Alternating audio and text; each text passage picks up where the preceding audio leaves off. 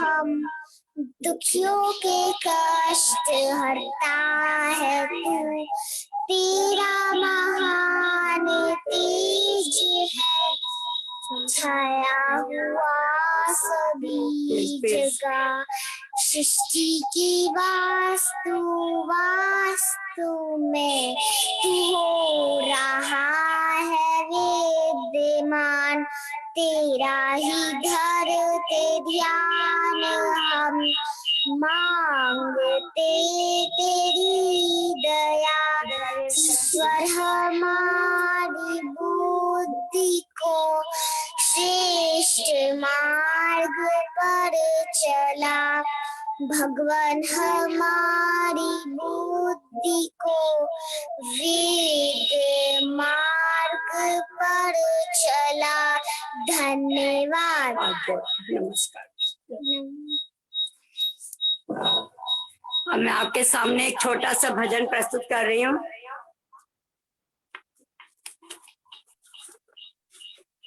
जहाँ नहीं होता है विश्राम, वह केंद्रीय आर्य युवक परिषद का नाम, जो आज 146वां वेबिनार का आयोजन कर रही हैं, और मैं उनका भी बहुत बहुत धन्यवाद करती हूँ कि वो कभी कभी हमें मौका देते हैं बोलने का।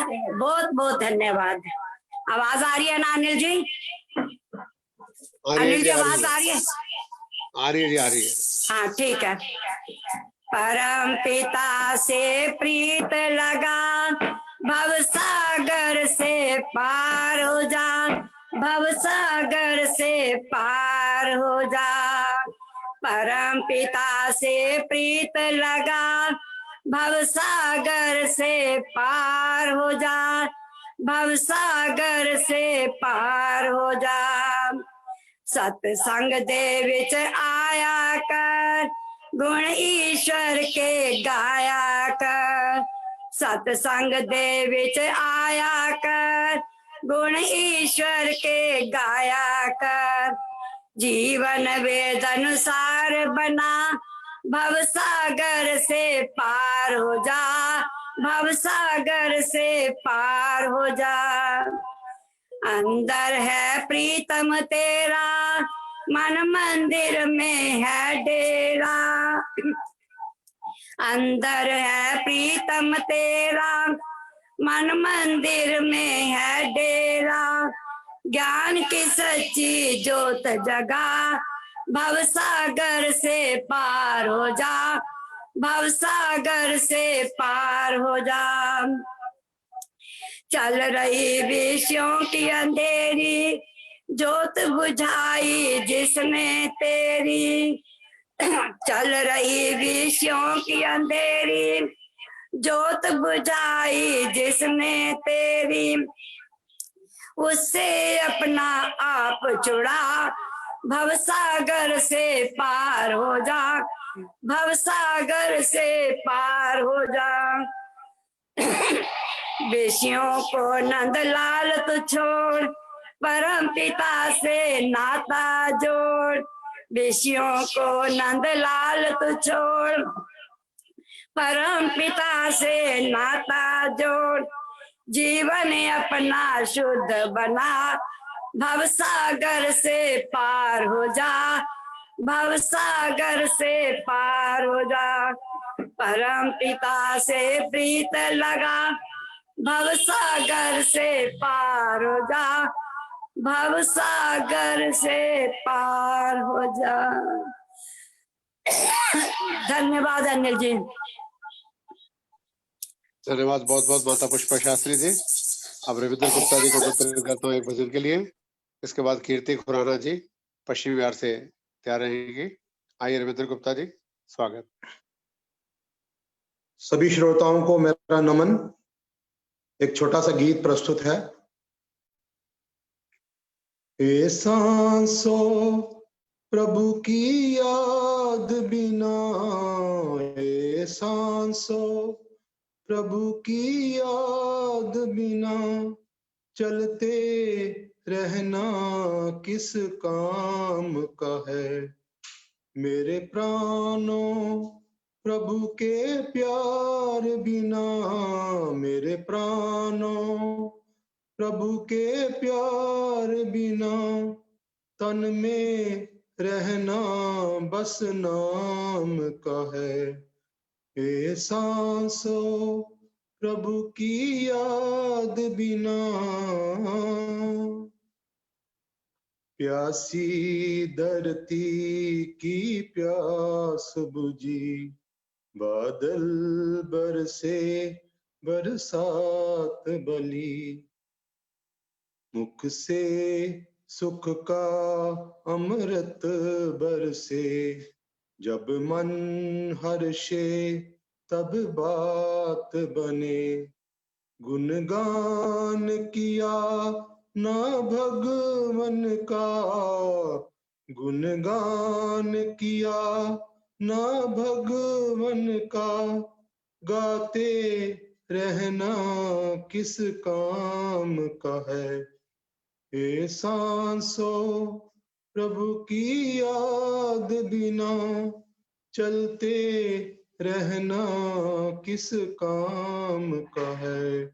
हे सांसों प्रभु की याद बिना,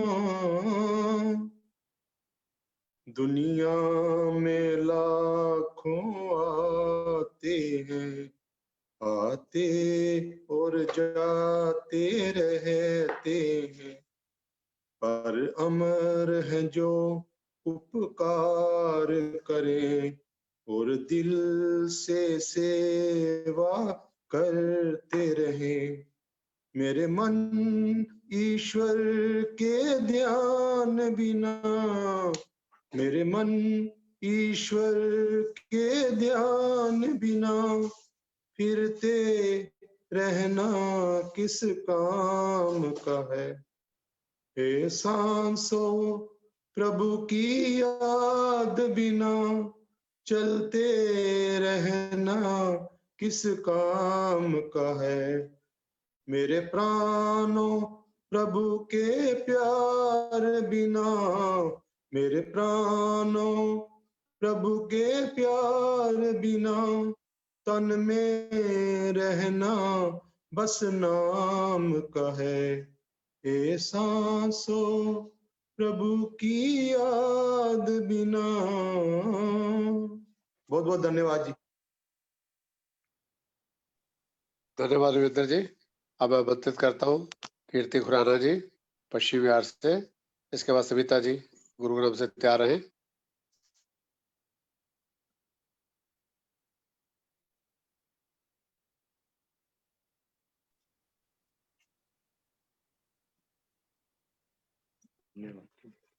कीर्ति खुराना जी आ रहे हैं। सभी को सादर नमस्ते। स्वागत। ओम नाम का ही धन तो साथ जाएगा, उसके बिन जीवन में कहाँ चैन पाएगा। ओम नाम का तो साथ, क्या है तेरा इतना जो इतरा रहा, पाप करके क्या तू बतला रहा। क्या है तेरा इतना जो इतरा रहा, पाप करके क्या तू बतला रहा।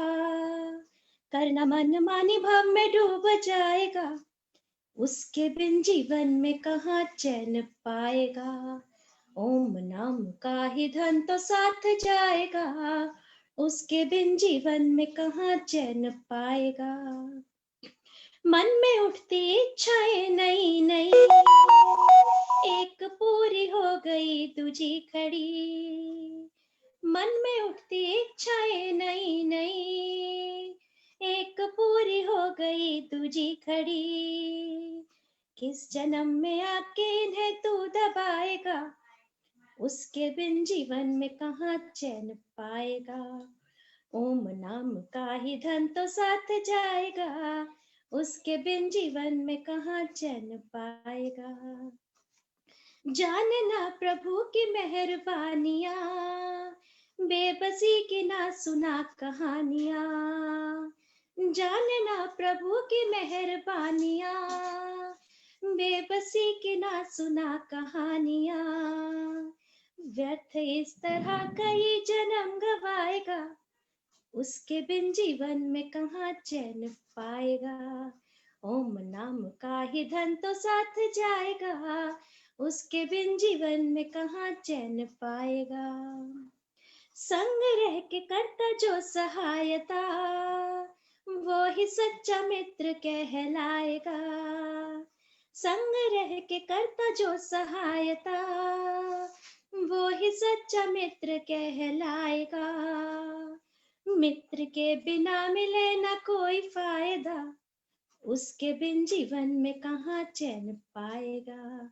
ओम नाम का ही धन तो साथ जाएगा, उसके बिन जीवन में कहाँ चैन पाएगा। भक्त के भजन की देख मस्तियां, जाने कितनी तारी उसने कश्तियां। भक्त के भजन की देख मस्तियां, जाने कितनी तारी उसने कश्तियां। फिर प्रभु भजन में क्यों न मन लगाएगा, उसके बिन जीवन में कहाँ चैन पाएगा। ओम नाम का ही धन तो साथ जाएगा, उसके बिन जीवन में कहाँ चैन पाएगा। उसके बिन जीवन में कहाँ चैन पाएगा। धन्यवाद। बहुत बहुत धन्यवाद। अब मैं आमंत्रित करता हूँ सविता जी गुड़गांव से। आइए जी। नमस्ते, नमस्ते सभी को, सादर नमस्ते। आवाज आ रही है भैया? आ रही है जी। ओम सुखों की खान है, जप उसी का नाम। ओम सुखों की खान है, जप उसी का नाम। चिंता मन में ना रहे, बनेंगे बिगड़े काम रे मनवा, बनेंगे बिगड़े काम। और सहारा ना कोई सच्चा मीत, और सहारा ना कोई सच्चा मीत। नेह नाग संसार से, ओम से कर ले प्रीत रे मनवा, ओम से कर ले प्रीत। आए इस संसार में, कीजिए अच्छे काम। आए इस संसार में, कीजिए अच्छे काम। मोह माया में डूब के, करो ना उम्र तमाम रे मनवा, करो ना उम्र तमाम। नहीं भरोसा आज का, कल जाने क्या हो। नहीं भरोसा आज का, कल जाने क्या हो। ऐसा ना हो रे मना, पछताए और रोए रे मनवा, पछताए और रोए। शरण पकड़ ले ओम की, पासुख शांति का धाम। शरण पकड़ ले ओम की, पासुख शांति का धाम। सच्चा सुख मिल जाएगा, यही आएगा काम रे मनवा, यही सुखों की खाने हैं, जपो उसी का नाम। चिंता मन में ना रहे, बनेंगे बिगड़ी काम रे मनवा, बनेंगे बिगड़े काम। धन्यवाद भैया। और बहुत सभी बहुत को धन्यवाद सविता जी। अब एक भजन और किरण सहगल जी पिजाई बाग से, उसके बाद डॉक्टर रामचंद्र जी का उद्बोधन होगा। धीरे धीरे लोग जुड़ रहे हैं, कुछ और जुड़ जाएं। मैं सभी आर्य बंधुओं का हार्दिक स्वागत अनुरोध करता हूँ। आइए किरण जी। नमस्कार सबको, बहुत बहुत सबको नमस्कार। एक प्रभु का भजन। प्रभु का भजन ना किया, जीवन गवा दिया। प्रभु का भजन ना किया, जीवन गवा दिया। पापों का दमन ना किया, पापों का दमन ना किया, जीवन गवा दिया। प्रभु का भजन ना किया, जीवन गवा दिया। जिंदगी में जिंदगी को जिंदगी बनाने को, जिंदगी में जिंदगी को जिंदगी बनाने को, जिंदगी की बगिया को फूलों से सजाने को, जिंदगी की बगिया को फूलों से सजाने को। कुछ भी जतन ना किया, जीवन गवा दिया। कुछ भी यतन ना किया,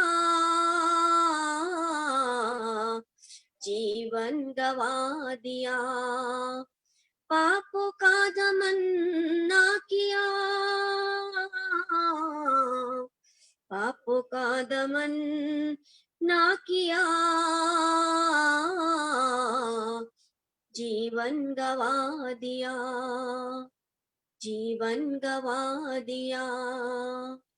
विषयों की विष भरी पी पी के प्यालियां, विषयों की विष भरी पी पी कर प्यालियां, उम्र भर सजाता रहा नरक की नालियां, उम्र भर सजाता रहा नरक की नालियां।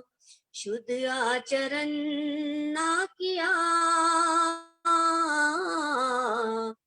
जीवन गवा दिया।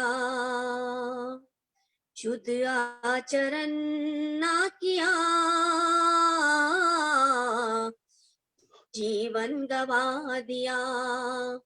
पापों का दमन ना किया, पापों का दमन ना किया, जीवन गवा दिया, जीवन गवा दिया।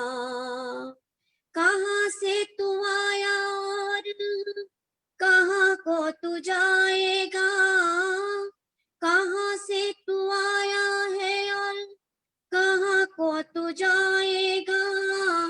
कौन तुझे बेमोल रास्ता दिखाएगा, कौन तुझे बेमोल रास्ता दिखाएगा। इस पर किया ना मनन, जीवन गवा दिया। इस पर किया ना मनन, जीवन गवा दिया। पापों का दमन ना किया, पापों का दमन ना किया, जीवन गवा दिया, प्रभु का भजन ना किया, जीवन गवा दिया, जीवन गवा दिया, जीवन गवा दिया। बहुत बहुत धन्यवाद बहुत किरण बहुत सहगल जी, धन्यवाद। हाँ जी, बहुत सुंदर। थैंक अब मैं यू। आमंत्रित करता हूँ आज के मुख्य वक्ता मेरे छोटे भाई डॉक्टर रामचंद्र जी, विभागाध्यक्ष संस्कृत विभाग, गुरुकुल कुरुक्षेत्र और कुरुक्षेत्र विश्वविद्यालय दोनों से जुड़े हुए हैं। आएंगे आज के विषय पर 30 और 40 मिनट के बीच हमारी बात रखेंगे। मैं देख रहा हूँ हापुड़ आर्य समाज के प्रधान संरक्षक अनंत प्रकाश जी, हरियाणा के प्रभारी नरेंद्र विवेक जी, लाजपत नगर के प्रधान राजेश मेहता जी, अनेकों संगीत आर्य जी, अनेकों लोग जुड़ चुके हैं। सभी का स्वागत अभिनंदन। बाकियों के भजन उद्बोधन बाद में, और आज के अध्यक्ष सुरेंद्र शास्त्री जी का भी बहुत बहुत स्वागत है। आइए डॉक्टर रामचंद्र जी, स्वागत। ओम, आवाज आ रही है मेरी? हाँ जी जी, आ रही है आवाज आ आचार्य रही जी, है आचार्य जी आ रही है। जी। ओम यो भूतं च भव्यं च सर्वं यश्चाधितिष्ठति स्वर्यस्य च केवलं तस्मै ज्येष्ठाय ब्रह्मणे नमः।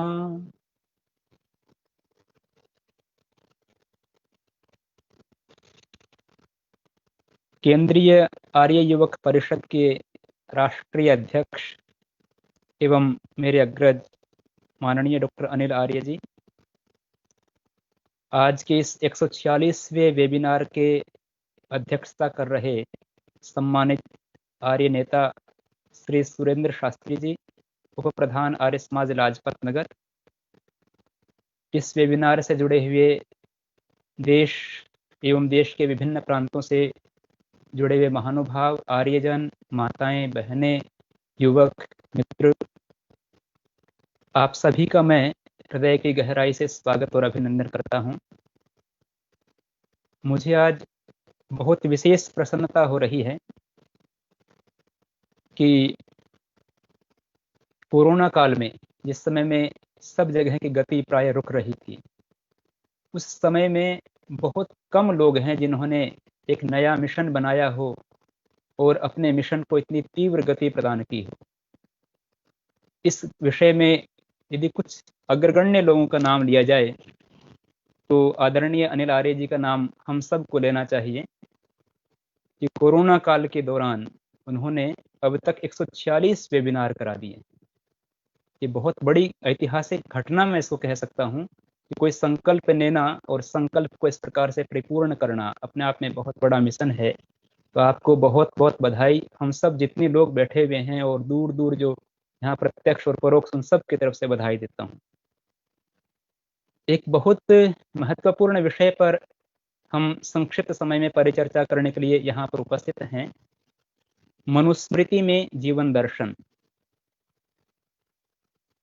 सबसे पहले हमें ये जानना चाहिए कि मनुस्मृति का जब हम नाम लेते हैं तो एक साधारण ग्रंथ का नाम नहीं होता। वस्तुतः भारत की जितनी बड़ी परंपरा हमारे सामने प्राप्त होती है, उसमें 4 वेदों के बाद यदि कोई ग्रंथ सबसे अधिक महत्वपूर्ण स्थान बना पाया देश और दुनिया में आचार शास्त्र के रूप में, तो वह ग्रंथ मनुस्मृति है। और इसलिए मनुस्मृति के संदर्भ में हमारी समग्र परंपरा का ये मानना है, ये विचार है, ये स्थापित तथ्य है कि मनु में जो कहा है वह सबसे बड़ी औषधि है। और औषधि का अर्थ होता है जीवन देने वाली, जीवन को प्रदान करने वाला एक रसायन। बहुत सारे लोग ऐसे भी हैं जो मनुस्मृति को लेकर के भिन्न भिन्न आक्षेप करते हैं। हमारा विषय आज वह सब नहीं है। हम उसके संदर्भ में चर्चा नहीं करेंगे। आज का दिवस है कि हम मनुस्मृति में जो जीवन दर्शन है, मनुस्मृति के वे संदर्भ जो संपूर्ण मानवता के कल्याण करने वाले हैं, प्रेरक संदर्भ हैं, उनके संदर्भ में हम यहाँ पर संक्षिप्त समय में विचार करेंगे। ये जानना सबके लिए बहुत जरूरी होगा और उचित भी होगा कि मनुस्मृति जो है उसमें कुल 12 अध्याय हैं और 12 अध्यायों में 2588 श्लोक प्राप्त होते हैं और बहुत बड़ा विषय है। कुछ श्लोक ऐसे भी हैं जो हमारी मान्यताओं के साथ में नहीं जुड़ते, उनके बारे में अलग अलग विचारकों ने अपने अपने ढंग से अध्ययन किया है, उसके प्रामाणिक ग्रंथ निकाले हैं, प्रक्षेपों को भी दूर किया है। इस विषय के साथ में एक बार थोड़ा सा हमें समझना होगा कि मनुस्मृति में जीवन दर्शन, आज का हमारा विषय यह है। वस्तुतः जब दर्शन शब्द का प्रयोग करते हैं तो दर्शन का अर्थ होता है दृश्यते अनेन इति दर्शनम।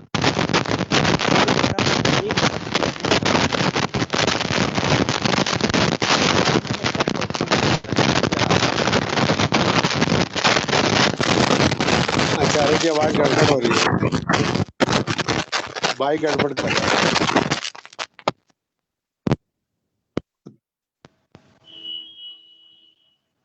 अब ठीक है?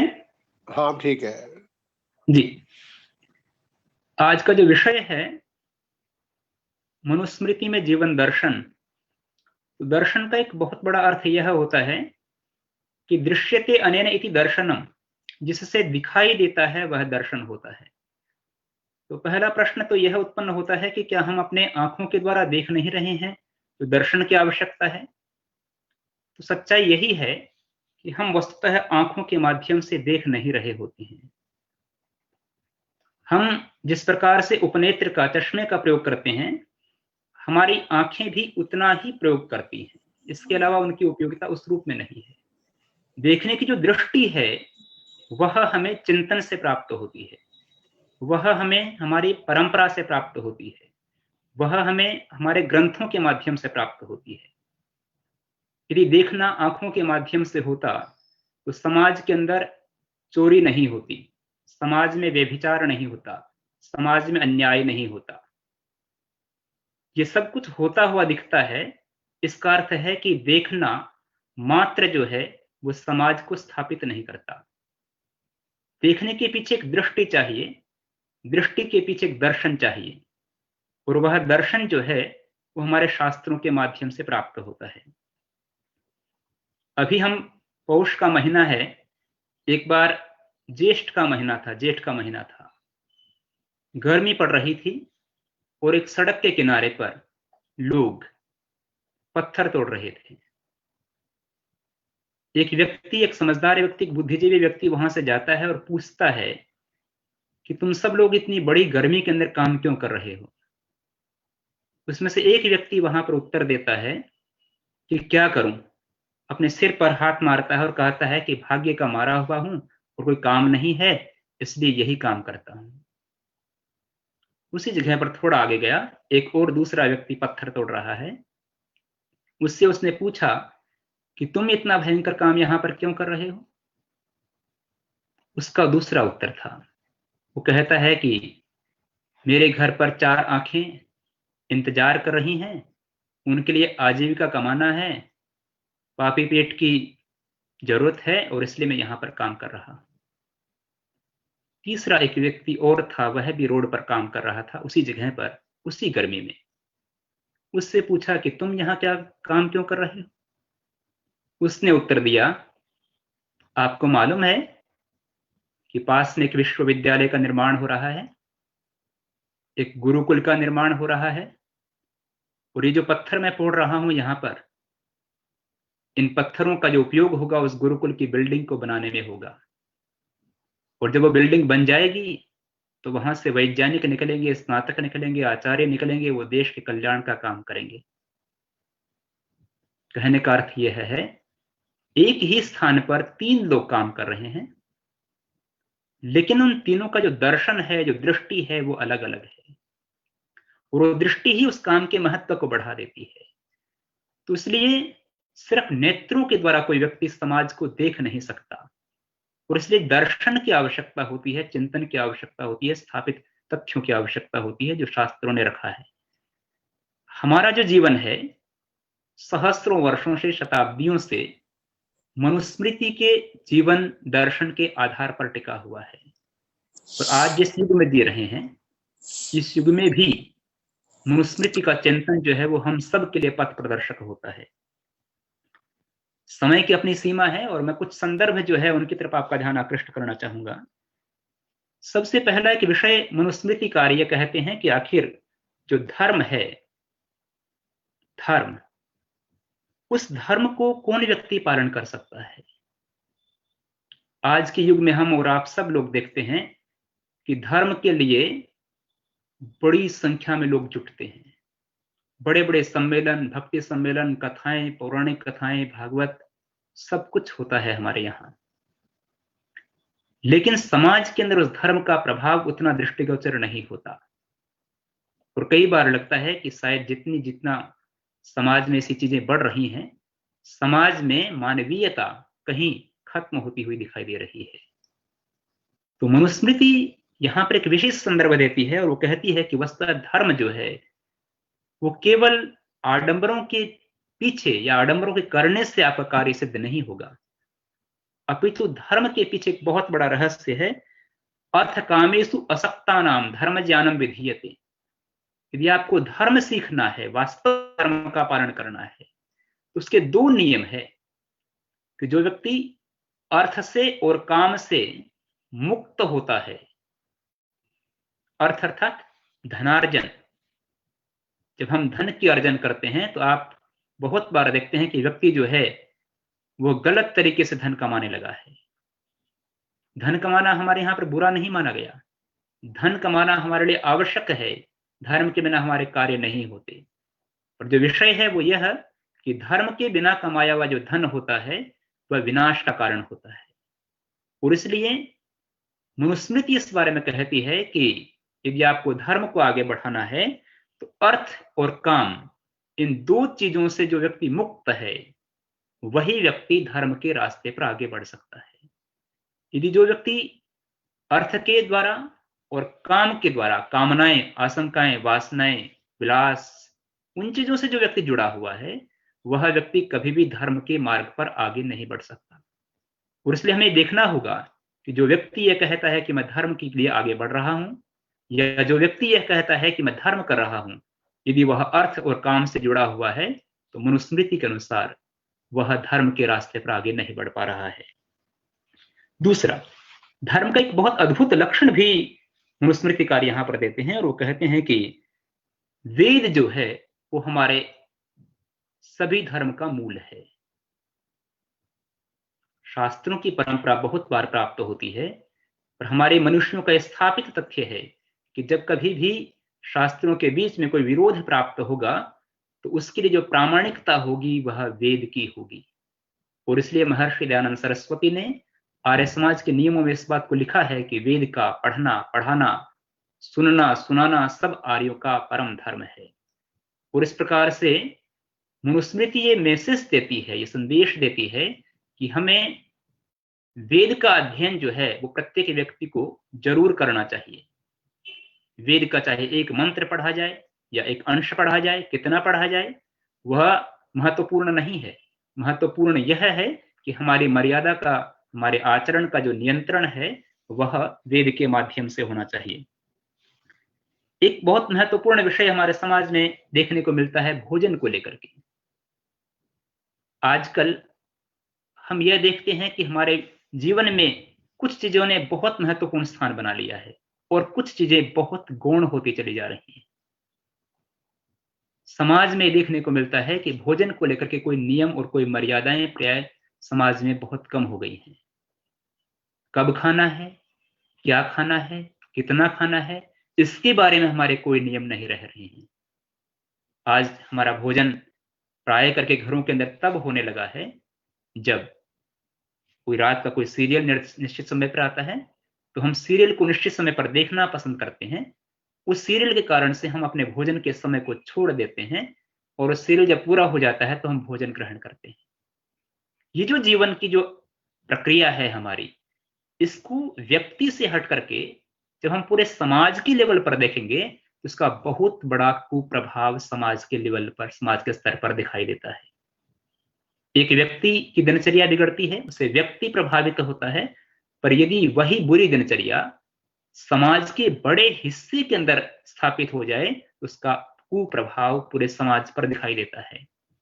मनुस्मृति है वो कहती है कि भोजन जो है वही है जिसके द्वारा आपका जीवन का निर्माण होता है।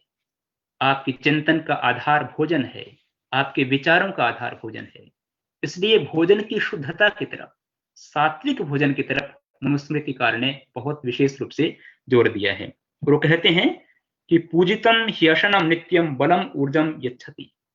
जो भोजन को सात्विक भाव से बैठ करके, पूजा करके, एकांत स्थान पर बैठ करके, मौन होकर के भोजन को ग्रहण करता है, वह भोजन उसको ऊर्जा देता है, उसको शक्ति देता है और उसको जीवन की दृष्टि देता है। अपूजितम तो तद भक्तम। और यदि व्यक्ति भोजन के लिए कोई नियम नहीं रखता, बात करते हुए भोजन खाता है, अव्यावहारिक तरीके से भोजन खाता है, टीवी या दूरदर्शन चला करके भोजन खाता है, तो कहते हैं कि उभयम नाशयत इदम। ऐसा भोजन जो है वो व्यक्ति को नाश की तरफ आगे बढ़ाता है। बहुत बार हम ये सोचते हैं कि समाज में विकृतियां क्यों आ रही हैं, क्यों हमारी नई पीढ़ी के लोग बहुत जिम्मेदार नहीं हो रहे हैं। हम ये शिकायत करते हैं, लेकिन शिकायत के मूल के अंदर जो मूल कारण है वो हमारे घर के, परिवार के आचारों से प्रारंभ होता है। और इसलिए यदि समाज में बड़े स्तर पर सुधार की आवश्यकता है तो ये वो नियम है जो मनुस्मृतिकार ने दिए हैं, इनको अपनाने से हमारा समाज जो है वह बेहतर बन सकता है। समाज की कुछ और दृष्टियां जो है वो मनुस्मृतिकार देते हैं। इस समय में प्राय करके हम एक विशेष बात देखते हैं कि हमने एक नारा दिया है, बेटी बचाओ बेटी पढ़ाओ। ये नारा समाज में अलग अलग अखबारों पर, टीवी चैनल्स पर, दूरदर्शन पर लाखों करोड़ों लोगों तक पहुंचा है। निश्चित रूप से ये नारा पहुंचा है, पर क्या इसका प्रभाव हमारे जीवन में भी आया है? तो कई बार ऐसा लगता है कि हमारे जीवन के स्तर पर इस नारे ने उस रूप में प्रभाव नहीं किया है जैसा अपेक्षित था। और मनुस्मृति जो है वह हमें आचार की शिक्षा देती है, जीवन का दर्शन देती है। इस समय में हम ये बात देखते हैं कि प्राय करके हमारे जीवन से, हमारे विश्वविद्यालयों से, हमारे यूनिवर्सिटीज से, हमारे इंस्टीट्यूट से भी जो पढ़ाई होती है उसमें नैतिक नियमों की तरफ बहुत ध्यान आग्रह नहीं किया जाता। वो साइंस पढ़ते हैं, वो डॉक्टर बनते हैं, वो आईएएस बनते हैं, लेकिन ये जो मूल सिद्धांत हैं, जीवन के सिद्धांत, जो मनुष्य बनाने की जो कार्यशाला है, मनुष्य बनाने की जो वर्कशॉप है, वह हमारी परंपरा से कहीं ना कहीं दूर हट रही है। तो यहाँ मनुस्मृतिकार जो है वो बहुत ध्यान आग्रह करती है, ध्यान आकृष्ट करती है। और इसमें कहते हैं कि परिवार को आप बेहतर बनाते हो, घर को हम अच्छा बनाना चाहते हैं, लेकिन हम घर को अच्छा बनाने के पीछे जो देखते हैं वो क्या? व्यक्ति ने अच्छा घर बनाया, अच्छे आर्किटेक्ट से बनवाया, अच्छा रंग रोगन किया, इस रूप में हम घर अच्छा बनाते हैं। लेकिन मनुस्मृति कहती है कि नहीं, इन चीजों से घर आपका अच्छा नहीं बनता।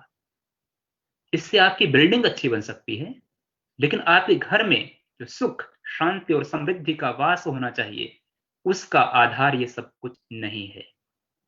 तो इसका आधार क्या है? तो मनुस्मृति वहां पर बहुत अद्भुत संदेश देती है। वो कहती है कि स्त्रियां तु रोचमानायाम सर्वम तद रोचते कुलम तस्याम तु अरोचमानायाम सर्वमेव न रोचते। जिस घर में माता, बहन, बेटी प्रसन्न रहती है वही कुल प्रसन्न रहता है, और जहां पर इन तीनों के बीच में प्रसन्नता नहीं है वह कुल कितना भी समृद्ध हो, वहां पर सुख और शांति का वास नहीं हो सकता।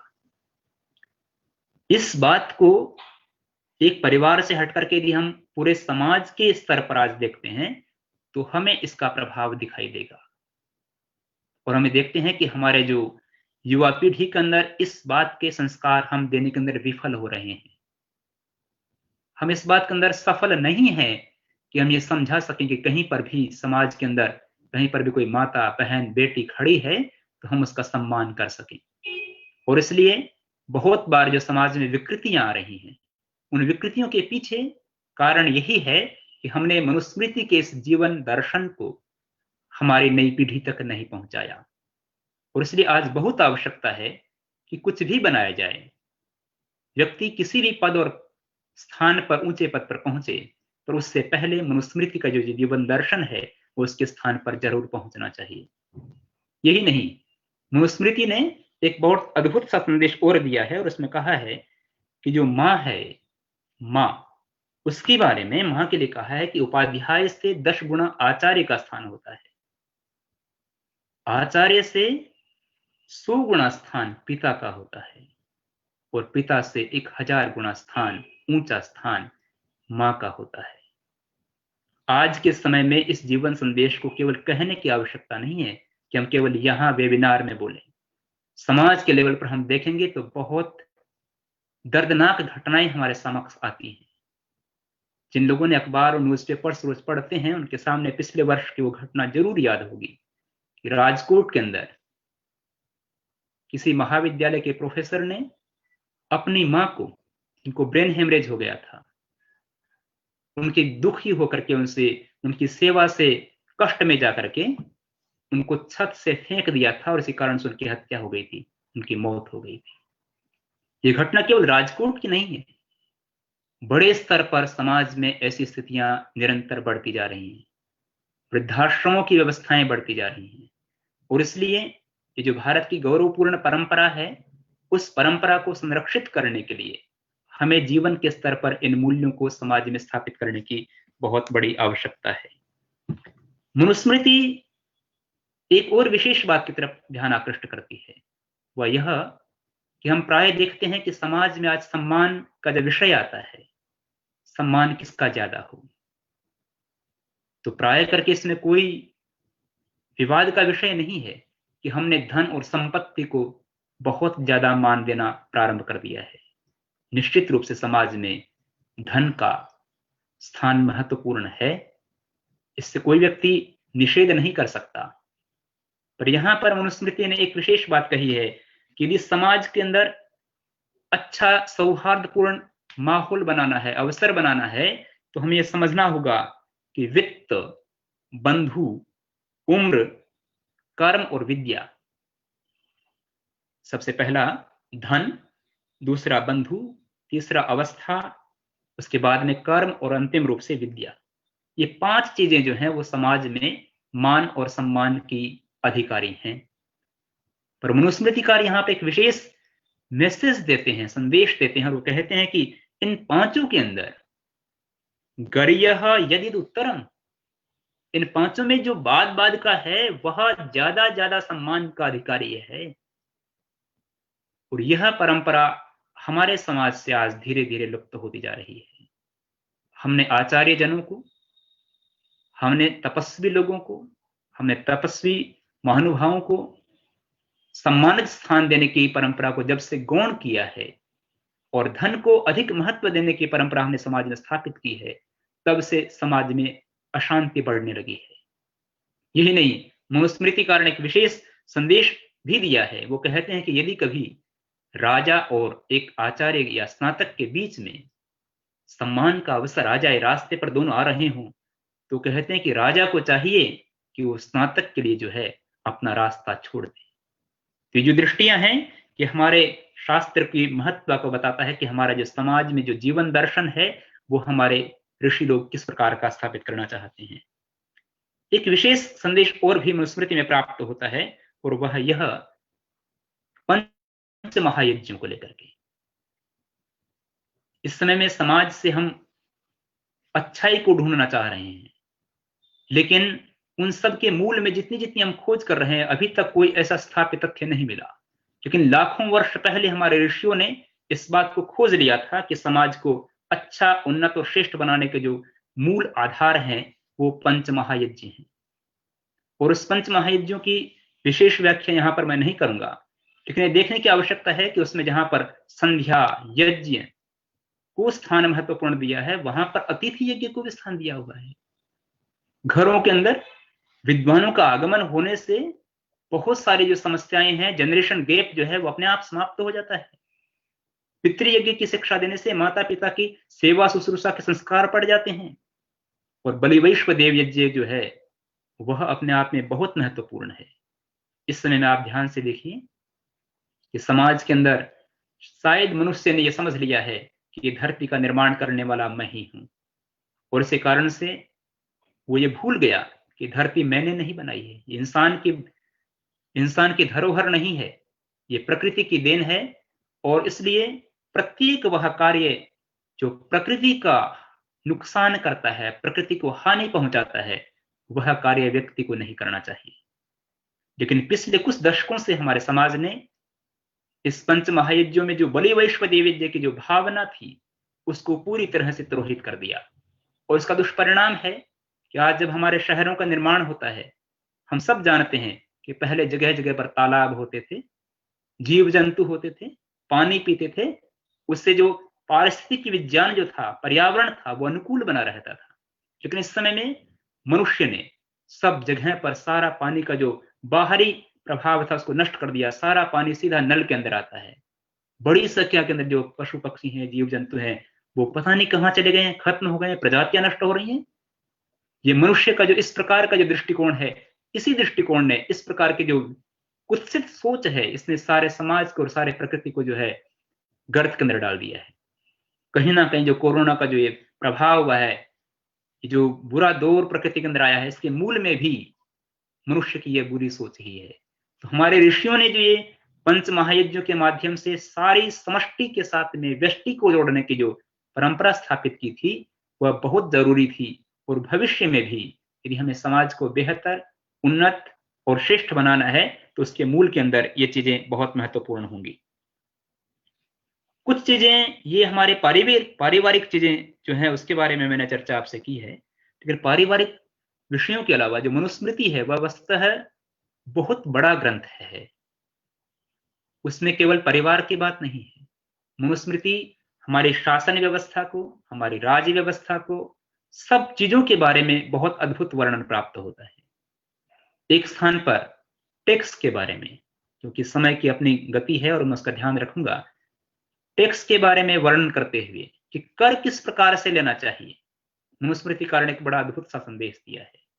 वहां वो उदाहरण देते हैं कि राजा को प्रजा से जो टैक्स लेना है, कर लेना है, उसकी पद्धति यह होनी चाहिए कि जिस प्रकार से जोंक जो होती है, आप जानते होंगे पानी के अंदर जो जोंक होती है वो। दूसरा उदाहरण दिया बछड़े का, और तीसरा उदाहरण दिया है भोरा। जोंक, बछड़ा और भोरा, ये तीनों जो हैं जिस प्रकार से थोड़ा थोड़ा अपना अपना भोजन ग्रहण करते हैं। भोरा जो है वो फूल से रस ग्रहण करता है पर फूल नष्ट नहीं होता। बछड़ा दूध पीता है पर दूध की अपनी एक सीमा होती है। ऐसे ही जोंक का भी यही है कि वो खून पीती है परंतु पूरा खून एक साथ नहीं पीती। मनुस्मृतिकार ने ये उदाहरण देते हुए कहा है कि राजा को जो टैक्स लेना है, कर लेना है, वो प्रजा से इस प्रकार से थोड़ा थोड़ा ले कि प्रजा का हनन भी न हो, प्रजा जो है वो कष्ट के गहरे गर्त में भी नहीं जाए, और टैक्स के द्वारा समाज की सुरक्षा और संरक्षा भी होती रहे। इस समय में जब हम समाज में देखते हैं कि कई बार हमारे सारे चीजों के ऊपर टैक्स लगातार बढ़ता जा रहा है, तो मनुस्मृति का जो संकेत है वह हमें समाज की व्यवस्था को बेहतर बनाने के लिए प्रेरित कर सकता है। एक विशेष और संदेश जो है, हमारे समाज में भ्रष्टाचार जो है वो लगातार बढ़ रहा है। अभी अभी आप सबने मुरादनगर की वो घटना देखी भी है और सुनी भी है। कोई भी व्यक्ति उस घटना को सुनकर के बेहद आहत हो जाएगा कि कैसे थोड़े दिन पहले स्मशान घाट के अंदर बनी हुई वो बिल्डिंग, वो छत 3 महीनों के अंदर ही गिर गई। इससे बड़ा दुखदायी क्या दृश्य हो सकता है कि जो लोग वहां पर पहुंचे श्मशान की उस अंत्येष्टि स्थल पर, और वहां पर अचानक छत गिरती है, और जो वहां पर अंत्येष्टि करने गया वो भी 50 लोग जो है उस छत के नीचे जाकर के गिर गए और मारे गए। तो ये जो विडंबना है समाज के अंदर, जो घुण की तरह से जो भ्रष्टाचार लगा हुआ है, वो भ्रष्टाचार हमारे पूरे सिस्टम को, पूरी व्यवस्था के ऊपर बहुत बड़ी चोट है। मनुस्मृतिकार जो है वो भ्रष्टाचार के ऊपर चोट करते हुए एक जगह पर लिखते हैं कि जो कोई भी व्यक्ति, चाहे वो कोई भी अधिकारी हो, किसी भी क्षेत्र का अधिकारी हो, जो इस प्रकार के कार्य करता है, उस व्यक्ति से सारे के सारा जो उसका धन है वो उससे राजकीय व्यवस्था के तहत उसको छीन लेना चाहिए और उनका सर्वस्व लेकर के राजा को उसको जो है प्रवास के ऊपर उस जगह से दूसरी जगह पर भेज देना चाहिए। हमारे लिए ये संकेत है कि समाज में जो भ्रष्टाचार है, उन भ्रष्टाचारियों के लिए मनुस्मृति बहुत कठोर दंड का विधान करती है। मनुस्मृतिकार जो है वो दंड के विषय में बहुत आग्रही हैं। वो कहते हैं कि समाज में जो है दंड व्यवस्था बहुत मजबूत होनी चाहिए। यदि समाज को अच्छा बनाना है, दंडः शास्ति प्रजाः सर्वा, दंड जो है वही प्रजा का शासन करता है। दंडः एव अभिरक्षति, दंडः सुप्तेषु जागर्ति, तस्मात् दंडम धर्मम विदुर्बुधाः। इसलिए हमारे यहाँ पर दंड को धर्म माना गया है, क्योंकि समाज जो है वह बिना दंड व्यवस्था के अच्छा नहीं चलता। और जहां कहीं पर भी कठोर दंड की व्यवस्था है, यद्यपि मानवीय अंतःकरण जो है उसकी अपनी सम्मान, उसकी स्वतंत्रता, उसकी स्वतंत्रता का सम्मान किया जाना चाहिए, परंतु अन्याय करने वाले को, समाज में विकृति फैलाने वाले के लिए कठोर दंड की व्यवस्था की तरफ मनुस्मृतिकार बहुत जोर से आग्रह करते हैं। हमारे यहाँ पर समाज में जिस प्रकार से कुछ पिछले दिनों से घटनाएं बढ़ रही हैं, तो मनुस्मृतिकार के जो संदेश हैं वो हमारे लिए प्रेरणादायी हो सकते हैं। कुछ जगह पर लोग यह भी कहते हैं कि मनुस्मृति जो है वो कुछ खास वर्ग के लोगों के लिए बहुत कठोर है, परंतु वास्तविकता यह नहीं है। शताब्दियों के पहले लिखे इस ग्रंथ के अंदर समय के साथ में कुछ ऐसे प्रक्षेप जरूर हुए हैं कि उन प्रक्षेपों के कारण से इसका जो स्वच्छता थी, इसकी जो श्वेतता थी, उसके ऊपर कुछ कालीमा आई है, इसमें कोई दो राय नहीं है। परंतु यह कहना कि इसके कारण से सारा ग्रंथ जो है वो विकृत हो जाए, ऐसा नहीं माना जाना चाहिए। हमारी बहुत सारी चीजों से असहमति हो सकती है, बहुत चीजें स्वीकार्य नहीं होती हैं समाज में, इससे कोई व्यक्ति इनकार नहीं कर सकता, परंतु ये सब चीजें जो हैं समय के साथ में आए हुए लोगों के प्रक्षेपों के कारण से हुई हैं। मनुस्मृतिकार एक जगह पर दंड व्यवस्था के बारे में चर्चा करते हुए बहुत अद्भुत उल्लेख करते हैं। वो कहते हैं कि क्या एक अपराध के ऊपर सबको एक जैसा दंड दिया जाना चाहिए? आज हम समाज में ऐसा ही देखते हैं कि यदि एक व्यक्ति ने अपराध किया है तो उस अपराध के करने वाला व्यक्ति कोई भी हो, प्राय करके सभी अपराधियों को समान दंड व्यवस्था है।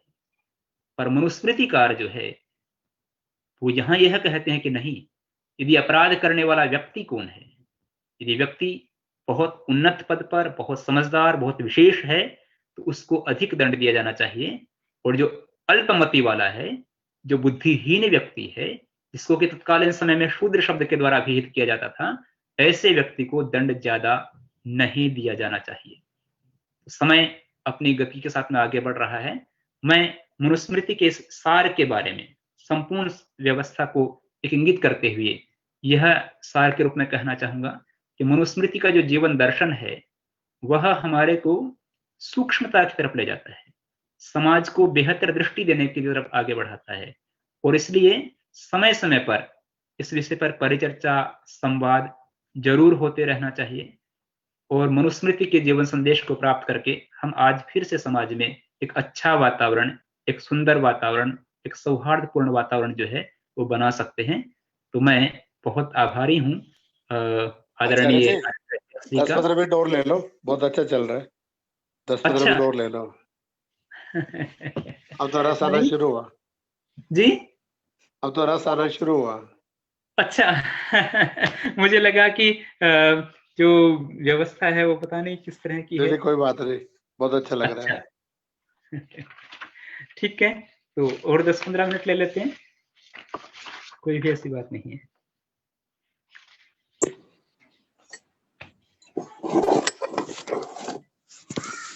चलिए, तो हम कुछ विषयों पर जो है थोड़ा सा और कुछ महत्वपूर्ण विषय हैं, उनके बारे में हम लोग यहाँ पर चर्चा जरूर कर लेना उचित समझते हैं। कि मनुस्मृति के जो प्रसंग हैं, वे प्रसंग जैसा कि मैंने बताया आपको कि इसके 12 अध्याय हैं और 12 अध्यायों में बहुत सारे विषयों के बारे में वर्णन प्राप्त होता है। जो प्रारंभ है वो वस्तुतः देश के बहुत गौरवपूर्ण अध्याय से प्रारंभ होता है।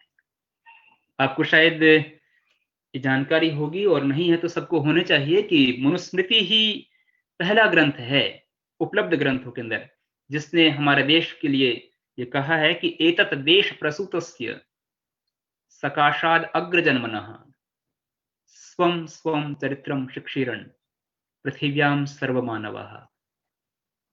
ये जो श्लोक है, ये श्लोक यह कहता है कि कोई वर्ग नहीं, कोई जाति नहीं, कोई संप्रदाय नहीं, अपितु पूरी दुनिया के लोग, संपूर्ण धरती के लोग, वो यहां पर आकर के, इस देश में आकर के यहां के आचार्यों से शिक्षा का ग्रहण करें। तो इससे हम हमारे सामने यह भी दृष्टि स्पष्ट होती है कि मनुस्मृतिकार का जो दर्शन है वह दर्शन कितना बड़ा और कितना व्यापक है। यहाँ कुछ विषयों पर जो है मैं 2-3 विषय जो हैं उनको जरूर उठा लेना चाहूंगा कि किस प्रकार से मनुस्मृतिकार जीवन को दृष्टि देना चाहते हैं। आप एक विषय की तरफ ध्यान दीजिए कि मनुस्मृतिकार स्वाध्याय की तरफ भी जोर देते हैं। स्वाध्याय, पर ये स्वाध्याय क्या होता है? स्वाध्याय का अर्थ किसी भी चीज को पढ़ना नहीं है, अपितु स्वाध्याय के 2 अर्थ मनुस्मृतिकार कहते हैं। एक अर्थ है स्व अध्याय और दूसरा अध्याय अर्थ होता है सुआ अध्याय। स्व अध्याय और सु अध्याय, ये जो स्वाध्याय के बारे में मनुस्मृतिकार ने लिखा है कि एक व्यक्ति यदि बहुत आराम से बहुत खूबसूरत शैया के ऊपर बैठ करके भी नियमित स्वाध्याय करता है तो वह बहुत बड़ा तप कर रहा होता है। कभी कभी मेरे मन में प्रश्न आया कि आखिर वो बहुत बड़ा तप कैसे कर रहा होता है कोई व्यक्ति जो वो आराम से बैठ करके। तो यहां पर तप का अर्थ जो है वस्तुतः तप वह नहीं है। कुछ लोग ये समझते हैं कि तपस्या का अर्थ केवल वही होता है कि गर्मी के अंदर आप नंगे पैर चल रहे हो, लेकिन हमारे यहां पर इस प्रक्रिया को सात्विक तप नहीं माना गया है। सात्विक तप का अर्थ होता है कि आप जो है अहिंसा का पालन करें, आप विषम से विषम स्थिति में भी असत्य संभाषण न करें, यह बहुत बड़ा तप है। और इसलिए स्वाध्याय के जो 2 अर्थ हैं, ये आप ये समझिए, लोग पता नहीं कहते हैं कि ये चमत्कार हो जाएगा, ये पुड़िया डाल देंगे तो ये चमत्कार हो जाएगा, आपने ये काम कर लिया तो आपके जीवन सुधर जाएगा। मैं कहता हूं उन चीजों से कोई चमत्कार नहीं होता। पर मनुस्मृति का ये जो संदेश है इस श्लोक में, ये निश्चित रूप से आपके जीवन को तत्काल परिवर्तन देने वाला होता है। वो संदेश क्या है? यहां एक श्लोक में कहा हुआ है, प्रत्यहम अवेक्षेत नरः चरितमात्मनः किम मे पशुभि तुल्यम किम वा मनुजैरिति। कि व्यक्ति को प्रतिदिन यह देखना चाहिए, एक दिन नहीं, प्रतिदिन। क्या देखना चाहिए? किम में पशुभि तुल्यम किम वा मनुजैरिति, कि कौन से तो वो आचरण है जो आचरण मेरे जीवन में पशुओं के समान है, अर्थात जो मानव मूल्यों के विपरीत हैं, और कौन से वो आचरण हैं जो देवों के अनुकूल है, जो हमारे सात्विक परंपरा के अनुकूल है। आप ध्यान से देखिए, हर व्यक्ति समाज में जो भी रहता है, कोई भी व्यक्ति ऐसा प्राप्त नहीं होगा जिसके अंदर कोई दोष नहीं है, और कोई भी व्यक्ति ऐसा भी प्राप्त नहीं होगा जिसमें कोई भी गुण नहीं है। जो चिंतन की दृष्टि है, यह व्यक्ति को यदि जिस प्रकार से एक कपड़ा है, उस कपड़े के ऊपर यदि आपका थोड़ा सी गंदगी लगी है तो आप उसको सिर्फ पानी से निकाल दीजिए, आपका कपड़ा साफ हो जाएगा। पर यदि गंदगी ज्यादा लगी है तो हो सकता है आप उसको डिटर्जेंट का प्रयोग करना पड़े, उसके लिए साबुन का प्रयोग करना पड़े, और फिर भी कोई ना कोई दाग धब्बा रह जाता है।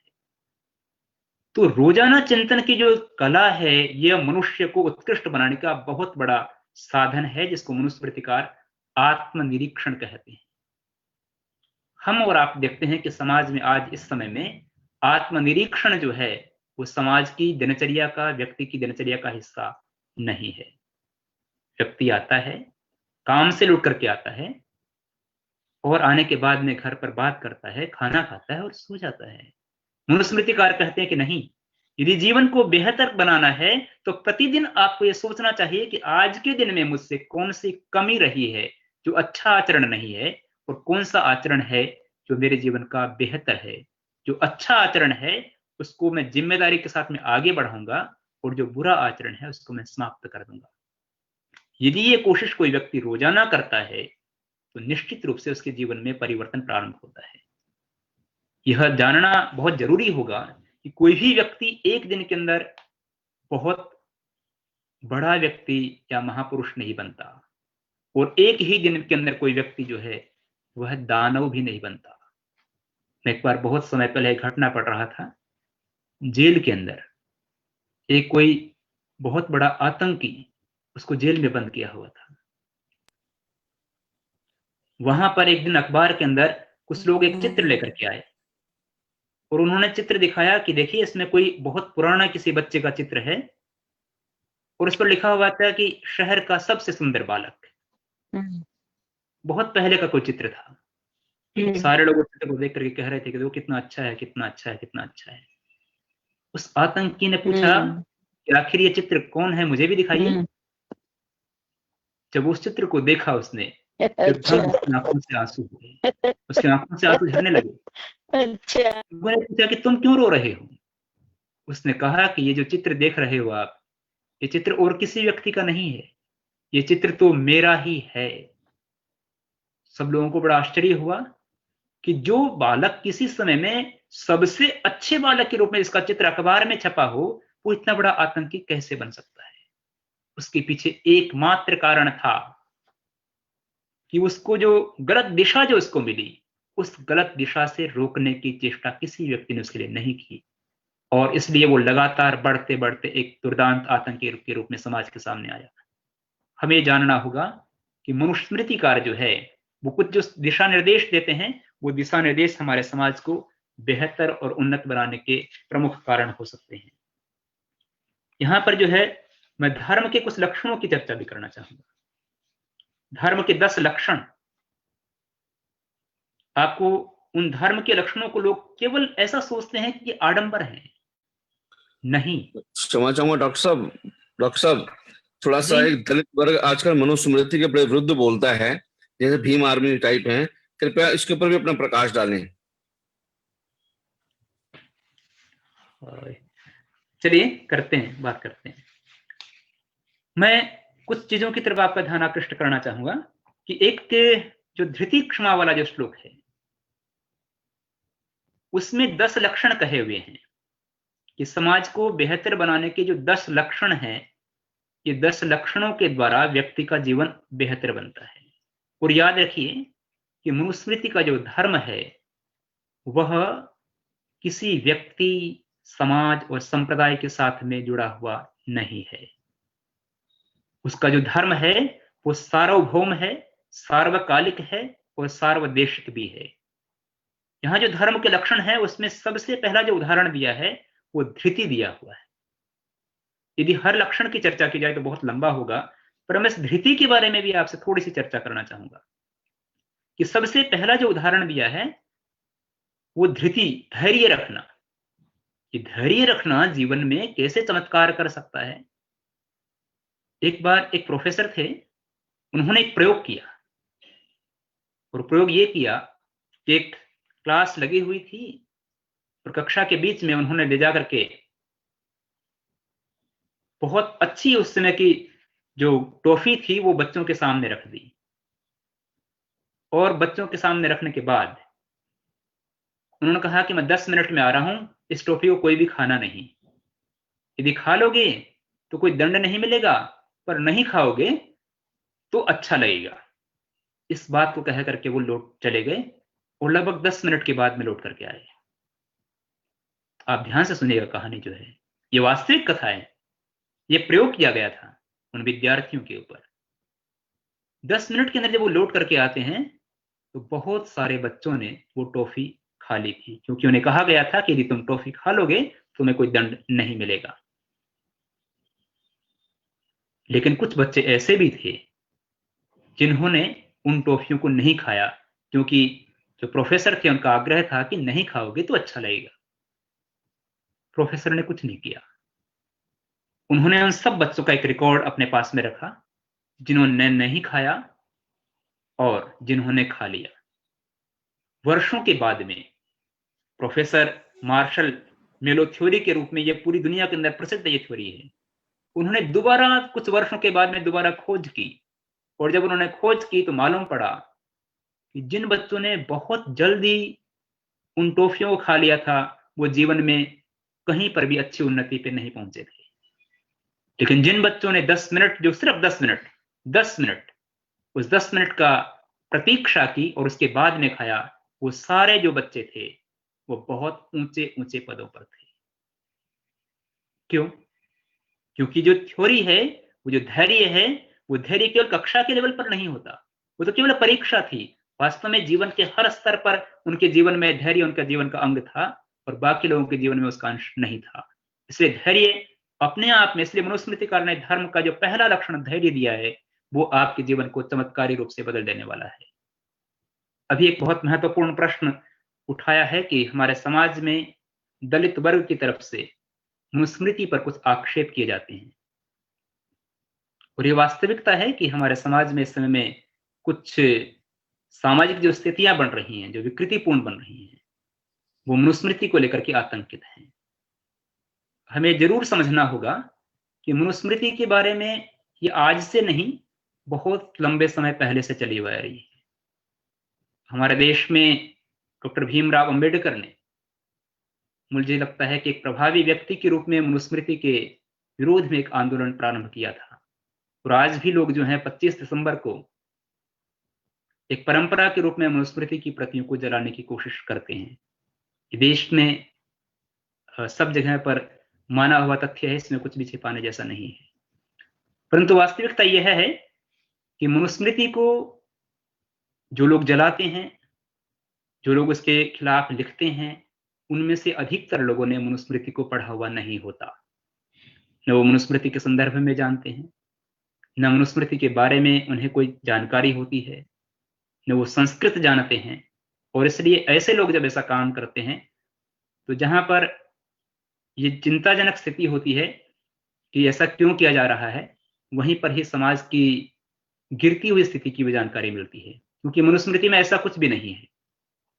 जहां तक दलित शब्द का विषय है, मनुस्मृति में दलित शब्द है ही नहीं। इसलिए दलित के विरोध में मनुस्मृति न पहले थी, न आज है, न भविष्य में कभी हो सकती। मनुस्मृति में जो शब्द का प्रयोग होता है वो प्राय करके एक शूद्र शब्द का प्रयोग होता है, और ये हम सबको जानना चाहिए कि मनुस्मृति में जो 4 वर्ण हैं, वो 4 वर्ण जन्म से नहीं होते, वो कर्म के ऊपर आधारित हैं। और इसलिए ये स्पष्ट तथ्य था हमारी परंपरा में कि कोई भी व्यक्ति जो श्रेष्ठ आचरण करता है, वो किसी भी कुल में क्यों न हो, वो ब्राह्मण बन सकता है। और यदि उच्च कुल में जन्मा हुआ व्यक्ति भी यदि उसके आचरण मर्यादाओं से विपरीत है तो वह निम्न कुल का अधिकारी हो जाता था। इसलिए ये थ्योरी, ये चिंतन पूरी तरह से गलत है कि मनुस्मृति में कहीं पर भी दलित विरोध की कोई भी तथ्य मिलता है। इसलिए समाज के लोगों को इस बारे में पूरी तरह से स्पष्ट होना चाहिए कि मनुस्मृति जो है आज के समय में जो दलित वर्ग जिसको हम कहते हैं उसके खिलाफ मनुस्मृति नहीं है। बहुत सारे लोग इस बारे में जो चिंतन करते हैं उसके पीछे राजनीति होती है, उनका अपना एक तुष्टिकरण होता है, और इस कारण से वो मनुस्मृति को एक आधार बना लिया है कि उसको आधार लेकर के शायद एक परंपरा बना ली है, जो कि गलत है। अभी पिछले दिनों मैंने, केवल मनुस्मृति में ही नहीं, अभी तो बड़ा आश्चर्य होगा कि पिछले दिनों हमारे एक पूर्व सांसद ने एक जगह पर ट्वीट किया था, और उस ट्वीट में उन्होंने लिखा था, मैं आपको वाक्य भी दोहरा देता हूं। उन्होंने लिखा था कि ऋग्वेद के पुरुष सूक्त में लिखा है कि शूद्र वेद पुराण पढ़ता है तो आंख फोड़ दो, सुनता है तो कान पिघला दो। जबकि हमारे लिए बहुत खेद की बात है कि एक व्यक्ति जो एक अच्छे पद पर, एक प्रतिष्ठित पद पर रहा हो, वो इस प्रकार की आधारहीन बातें लिख देता है। ये हमारे समाज की विकृति की तरफ संकेत करता है, क्योंकि ऋग्वेद के पुरुष सूक्त में ऐसा कोई भी संदर्भ किसी मंत्र के, किसी वर्ण में, किसी शब्द में कहीं भी प्राप्त नहीं होता। ये चीजें स्पष्ट हैं कि हमारे कुछ लोग जो हैं वो इस प्रकार की भ्रांत अवधारणाएं फैलाते हैं, जबकि ऐसा नहीं है। हाँ, निश्चित रूप से मनुस्मृति के अंदर कुछ प्रक्षेप हुए हैं, और वो प्रक्षेप जो हैं वो जरूर हमें कष्टदायी होते हैं, पर प्रक्षेपों को निकालने की परंपरा हमेशा से रही है। आज भी बहुत बार हम वर्तमान संविधान से कई तथ्यों से समय के साथ में सहमत नहीं होते हैं, तो सामुदायिक रूप से मिलकर के उसका संशोधन किया जा सकता है।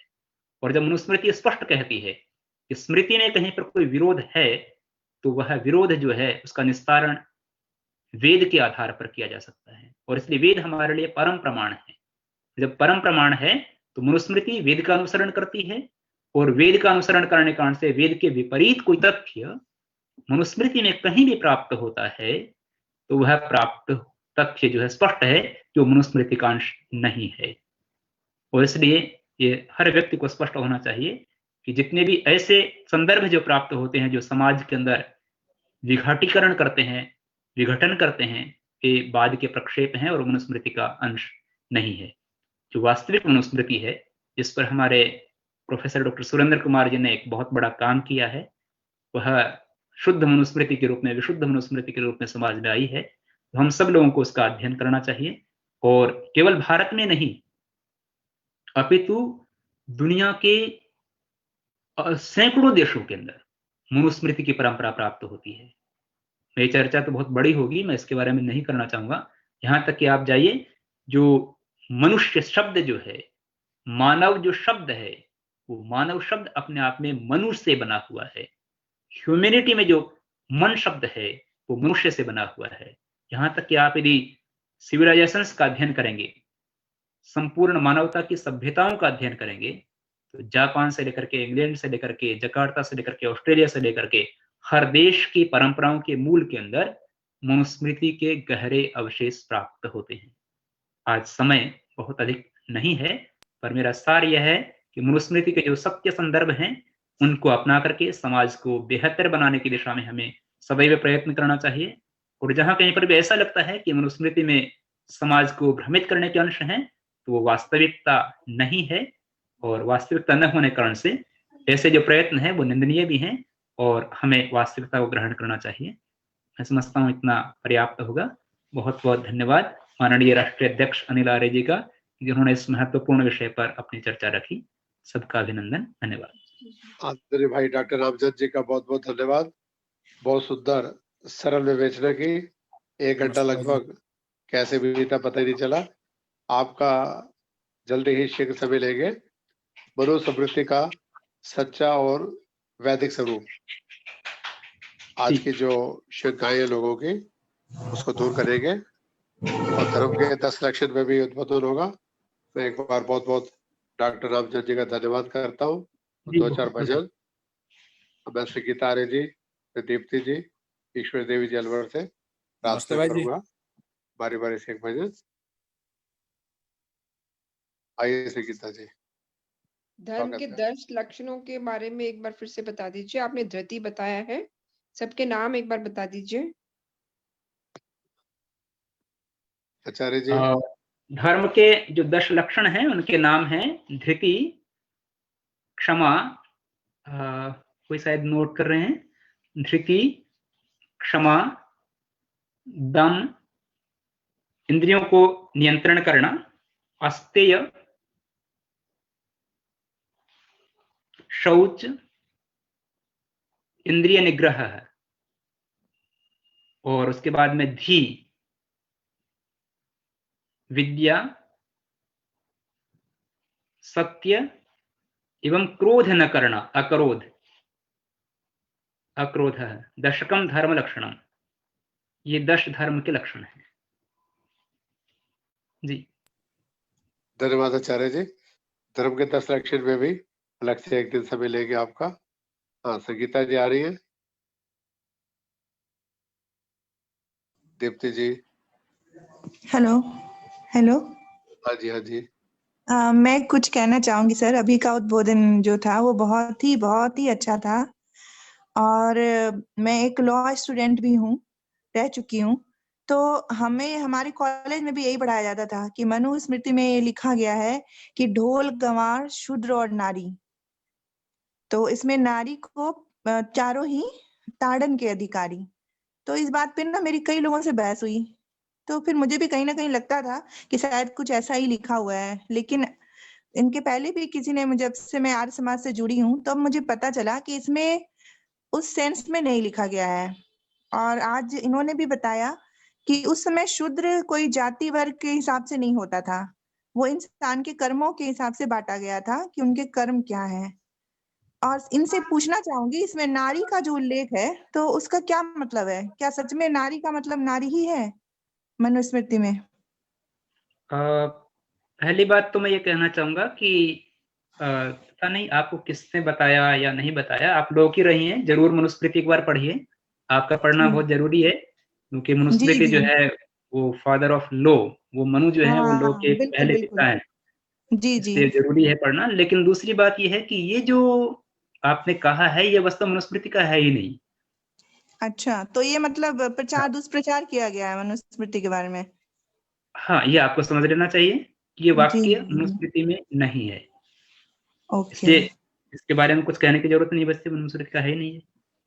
अच्छा, एक चीज और पूछना था कि जैसे बहुत ये क्या सच बात है कि मतलब इसका कुछ प्रमाणिक सत्य है कि मनुस्मृति के साथ या हमारे जो जो भी थे पुराने वेद, उनके साथ छेड़छाड़ करके उनको अपनी इसमें मिलावट की गई है? हाँ, ये वास्तविकता है, ये अच्छा, वास्तविकता है। तो मैं तो डॉक्टर यही, साहब, अगर ऐसी बात है तो मैं तो यही चाहूंगी कि इसका बहुत और भी प्रचार होना चाहिए, ताकि जो निश्चित मतलब रूप से, आजकल के पढ़े लिखे निश्चित रूप से डिग्रीधारी प्रचार लोग होना हैं चाहिए, वो ना गलत कहें। जी निश्चित डॉक्टर रूप साहब, से प्रचार होना चाहिए। और ये देखिए कि जी जी बिल्कुल। प्रक्षेप जो है वो कोई ऐसा अनोखी बात नहीं है। जैसे हम मान लीजिए गेहूं है, उसमें कोई चीज मिल जाती है, हमें पता लग जाता है, क्योंकि मनुस्मृति एक बात सबसे स्पष्ट कहती है कि मेरी मनुस्मृति का जो मूल आधार है वो वेद है, और इसलिए मनुस्मृति में जो प्रक्षेप होंगे वो स्पष्टतः मालूम पड़ जाती है। एक ही ग्रंथ में दो विरोधी बातें जो होंगी वो अपने आप ही गलत होती हैं। आप भी कोई पुस्तक लिखेंगे, कुछ भी रचना लिखते हैं, ये दो विरोधी बातें एक पुस्तक की, एक ग्रंथकार की नहीं हो सकती। तो डॉक्टर साहब एक बात समझ नहीं आती, जबकि डॉक्टर भीमराव अंबेडकर जी ने भारत का संविधान लिखा, जब वो जो संविधान रचयिता भी मनुस्मृति का विरोध करता है, जो उनकी प्रतियां जो 25 दिसंबर को जलाई गई थी अंबेडकर जी द्वारा, तो आज इतना बड़ा विडंबना हमारे देश के अंदर है, तो इस कैसे समाप्त होगी? या तो अंबेडकर जी ने उसके अंदर कुछ ना कुछ ऐसा तथ्य पाया है जिसके आधार पर उन्होंने मनुस्मृति को जलाया। आज हम कहीं पर उसके मनुस्मृति के पक्ष में बोलते हैं तो वो उठा करके उसके उदाहरण हमारे सम्मुख रखते हैं। तो क्या वह मनुस्मृति गलत थी, या जो मनुस्मृति को हम आर्य समाज के माध्यम से मानते हैं वह ठीक है, या वह ठीक है? दोनों में से कौन सी मनुस्मृति ठीक होगी? ये बहुत बड़ा प्रश्न हमारे बीच में खड़ा हुआ है आज के समय। हाँ, कोई ऐसी बात नहीं है। थोड़ा सा प्रश्न तो बड़ा लंबा होगा, मुझे लगता है कि उतना अवकाश नहीं है। इस विषय पर हम कभी अलग से चर्चा कर सकते हैं, लेकिन फिर भी ये चीज जरूर समझने की है। बहुत मैं आपको आग्रह करूंगा कि डॉक्टर भीमराव अंबेडकर, ये कहने में कोई गलत नहीं है कि वो स्वयं संस्कृत के अच्छे विद्वान नहीं थे, ये आपको सबको जानकारी होनी चाहिए। भीमराव अंबेडकर ने स्वयं अपनी पुस्तकों में लिखा है इस बात को। इस पर भी फिर आप कोई प्रश्न कर सकते हैं, लेकिन उस प्रश्न की जरूरत नहीं है। मैं जो बात कह रहा हूं उसको समझने की जरूरत है। दूसरा जो प्रश्न है कि भीमराव अंबेडकर ने जो किया वो वास्तविकता थी, इसमें कोई गलत नहीं है कि उन्होंने नहीं किया, ऐसा कुछ नहीं किया था उन्होंने, पर वो जो करना था वो अनुचित था, उस समय भी अनुचित था। और वो क्यों किया गया? वो इसलिए किया गया था कि भीमराव अंबेडकर वास्तव में उस आतंक से पीड़ित रहे थे, ये वास्तविकता है, क्योंकि उन्होंने उस दर्द को झेला था। आज हम और आप चर्चा कर लेते हैं, पर हम उस चर्चा को, उस पीड़ा को महसूस नहीं कर पाते, लेकिन भीमराव अंबेडकर ने उस दर्द को झेला था। जब उन्होंने उस दर्द को झेला तो उसके मूल के अंदर जब वो गए तो उनको कहीं ना कहीं उसके मूल के अंदर बहुत सारे संदर्भ मनुस्मृति में प्राप्त हुए थे। ठीक है, अब आपका प्रश्न आएगा तो फिर तो मनुस्मृति ने जो भीमराव अम्बेडकर ने किया था वो ठीक है, पर वास्तविकता ऐसी नहीं है। भीमराव अम्बेडकर के ग्रंथों को बहुत जिम्मेदारी से उन लोगों को पढ़ना चाहिए जो लोग भीमराव अम्बेडकर का अध्ययन नहीं करते, या उनके जो कहते हैं कि हम अम्बेडकर के अनुयायी हैं, उन्हें भी अम्बेडकर के ग्रंथों का अध्ययन करने की आज जरूरत है। मैंने स्वयं अम्बेडकर जी के ग्रंथों को पढ़ा है और उसमें उन्होंने साफ साफ कई संदर्भ लिखे हैं, बड़े लंबी चर्चा हो जाएगी, पर वो इस बात को करने के अंदर सफल नहीं रहे थे कि वो ये बता पाते कि ये जो चीजें हैं वो मनुस्मृति का अंश नहीं है। यदि वो ये बता देते तो ज्यादा बेहतर होता। उन्होंने संकेत किए इस बात के, उन्होंने इस बात के संकेत किए हैं, मैं आपको जोर देना चाहता हूं, पर उन्होंने इस बात को स्थापित करने की कोशिश नहीं की। और स्थापित करने की कोशिश नहीं करने के पीछे कारण यह था कि वस्तुतः मूल रूप से अम्बेडकर संस्कृत के बहुत अच्छे अध्येता या बहुत अच्छे विद्वान नहीं थे। और दूसरी बात, अम्बेडकर जी ने जो है यदि वो कर जाते तो ये बहुत चमत्कारी कार्य होता, और शायद वो करना चाहते थे, परंतु ये समझिए कि कोई विवशताएं थी जिस कारण से वो नहीं कर सके। पर बाद में इस बात को उन्होंने कहा था कि इसमें बहुत सारे जो संदर्भ हैं वो प्रक्षेप हैं, ये अम्बेडकर ने लिखा हुआ है। यदि वो प्रक्षेप हैं, इतना अम्बेडकर लिख दिए, इसका मतलब ये है कि जो चीजें उनकी आहत करने वाली थी वो मनुस्मृति का अंश नहीं थी, अम्बेडकर को भी स्वीकृत था, परंतु वो इस बात को स्थापित नहीं कर पाए और उनको लगा कि नहीं, जो स्मृति प्राप्त हो रही है वह स्मृति ही अपने आप में इन सारी विडंबनाओं का कारण है, और इसलिए उन्होंने मनुस्मृति को चलाने का काम किया था। पर आज भी हम ये समझ सकते हैं, बहुत जगह पर हमारी असहमति हो सकती है, लेकिन क्या हम उसके कारण से उस चीज को जला दें? अच्छा तो नहीं है। तो शायद ये अम्बेडकर भविष्य में कर भी सकते थे। मैं आपको ये बताता हूँ, आप उन ग्रंथों को ध्यान से पढ़िए, क्योंकि अम्बेडकर एक साधारण व्यक्ति नहीं थे, वो बहुत अद्भुत थे, बहुत मेधावी थे, उनका बहुत गहरा अध्ययन था, उनकी विद्वत्ता बहुत बड़ी थी।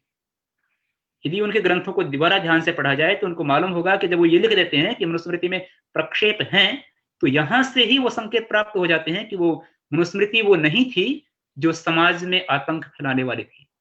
इसलिए आपने जो प्रश्न किया कि आर्य समाज और वो मनुस्मृति वास्तव में मनुस्मृति के कुछ श्लोक जो अंश बन गए हैं, आर्य समाज ने उन श्लोकों को हटा दिया है। आर्य समाज उन श्लोकों को नहीं मानता, और साफ हो जाना चाहिए, इसमें कोई दोहराई भी नहीं है कि जो चीजें एक ही ग्रंथ के अंदर विरोधी प्राप्त होंगी। मनुस्मृति जब ये कहती है कि मेरी मान्यताओं का मूल आधार वेद है, तो वेद की विपरीत बात चाहे मनुस्मृति में प्राप्त हो चाहे बाद में प्राप्त हो, वो सबके सब स्वीकार्य नहीं है। और जब ये बात स्पष्ट मनुस्मृतिकार पहले श्लोक में, शुरू के श्लोकों में लिख देते हैं, तो हमें स्पष्ट हो जाना चाहिए कि ऐसा कोई भी तथ्य जो मनुस्मृति में प्राप्त होगा वो मनुस्मृति का अंश नहीं हो सकता। और इसलिए कोई बात ही नहीं है, जो समाज में जो मनु की प्रतिष्ठा है वो उस मनुस्मृति की है जो अच्छों की है, इसलिए हमें वो मनुस्मृति स्वीकार्य होनी चाहिए। और इसलिए महर्षि दयानंद ने भी लिखा है इस बात को कि जो भी चीजें ऐसी कोई प्रक्षेप हैं तो हमारे को स्वीकार्य नहीं है। मुझे लगता है कि थोड़ा सा इस बारे में अलग से फिर आचार्य जी का समय लेंगे।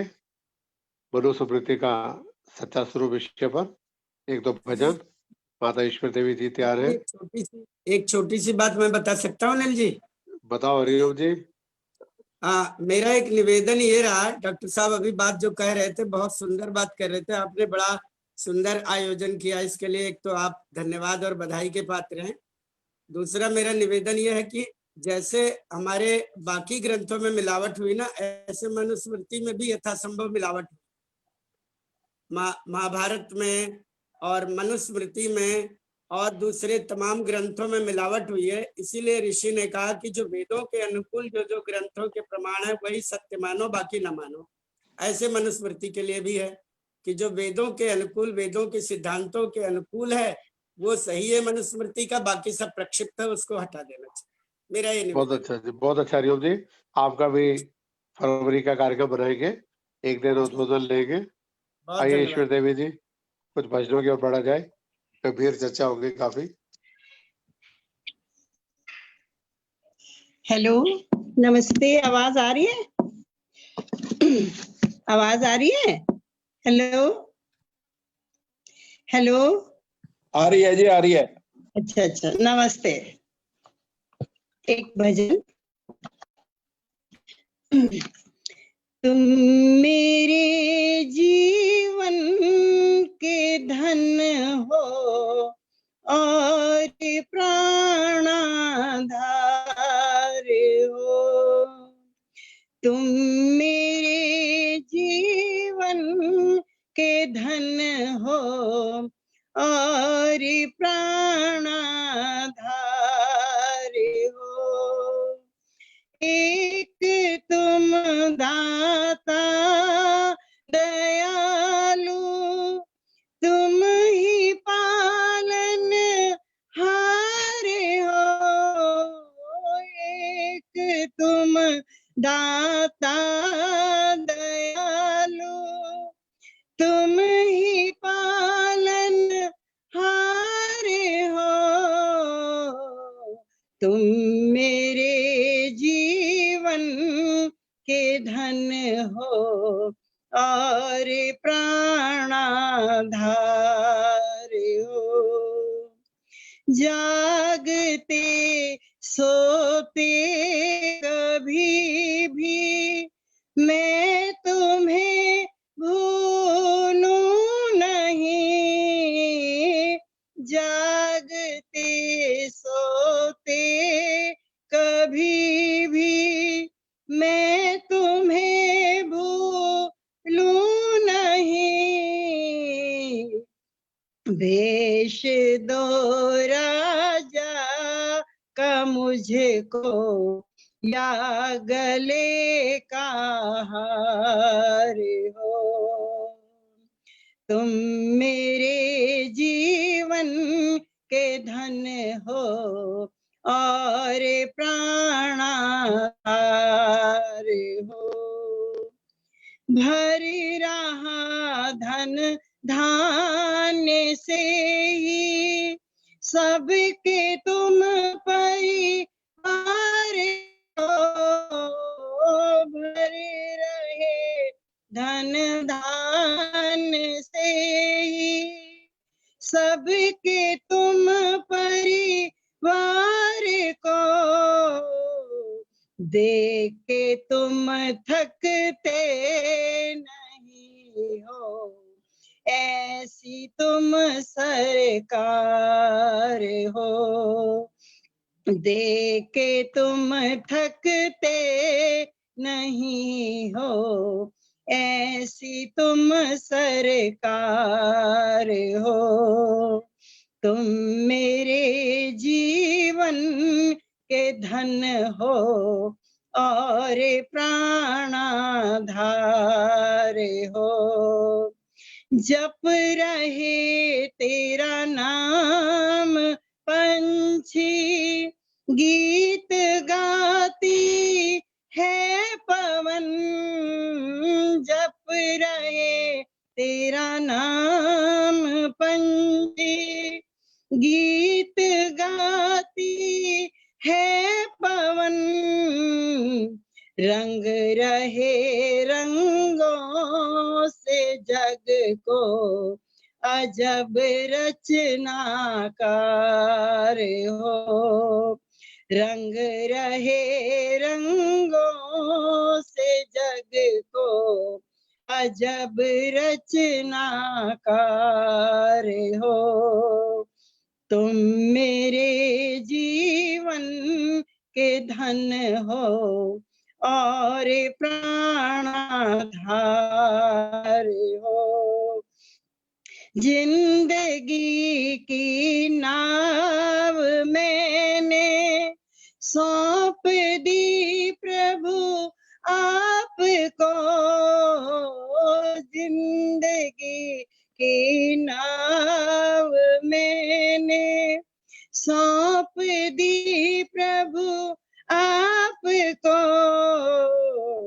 तुम डूबो या बचाओ, तुम ही खेवनहार हो।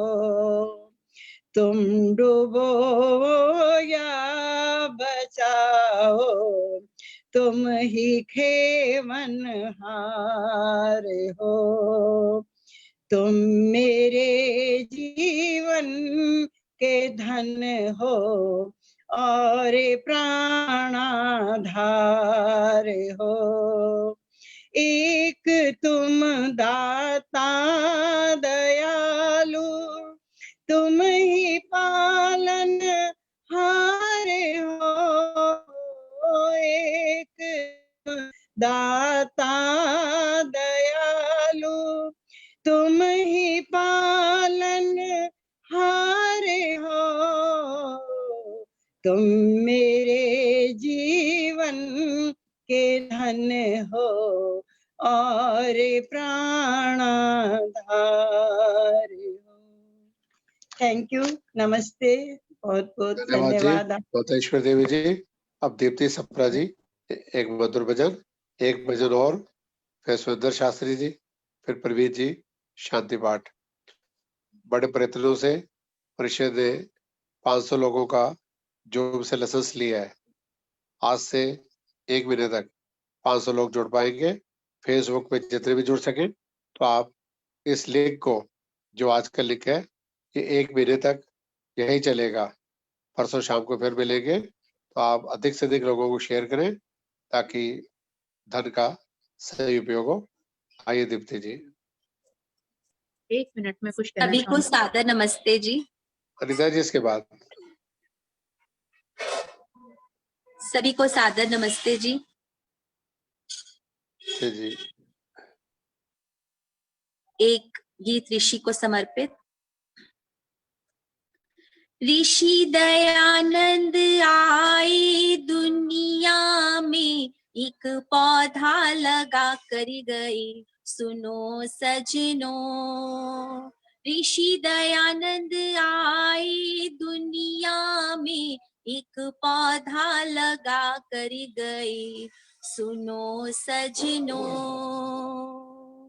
टंकारी में जन्म लिया, शिवरात्रि व्रत धार लिया, एक अनोखी घटना देखी, शिव से नाता तोड़ दिया। सच्चे शिव जी की खोज में वो पाखंड मिटा कर गए सुनो सजनों। ऋषि दयानंद आए दुनिया में, एक पौधा लगा कर गए सुनो सजनों। अगर दयानंद ना आते, बुरी तरह हम लुट जाते। आज जो ज्ञान मिला है हमको, वो हम ज्ञान कहाँ पाते। फैली थी जितनी कुरीतियां, उन सब को मिटा कर गए सुनो सजनों। ऋषि दयानंद आए दुनिया में, एक पौधा लगा कर गए सुनो सजनों। वेद बिना हम भटके थे, मत पंथों में अटके थे। कुरान बाइबल और पुरानों के पंथों में भटके थे। सत्यार्थ प्रकाश बना करके भ्रम दूर मिटा कर गए सुनो सजनों। ऋषि दयानंद आए दुनिया में, एक पौधा लगा कर गए सुनो सजनों। सुनो सजनों। बहुत बहुत धन्यवाद। बहुत बहुत धन्यवाद। अब अनीता जी कुछ कह रही है, उसके बाद आशा जी का अंतिम भजन, फिर अध्यक्षीय वक्तव्य में सुरेंद्र शास्त्री जी, प्रवीण जी द्वारा धन्यवाद। आचार्य विष्णु मित्र जी भी जुड़े हैं, उनका बहुत बहुत स्वागत है, अभिनंदन। आइए अनीता जी।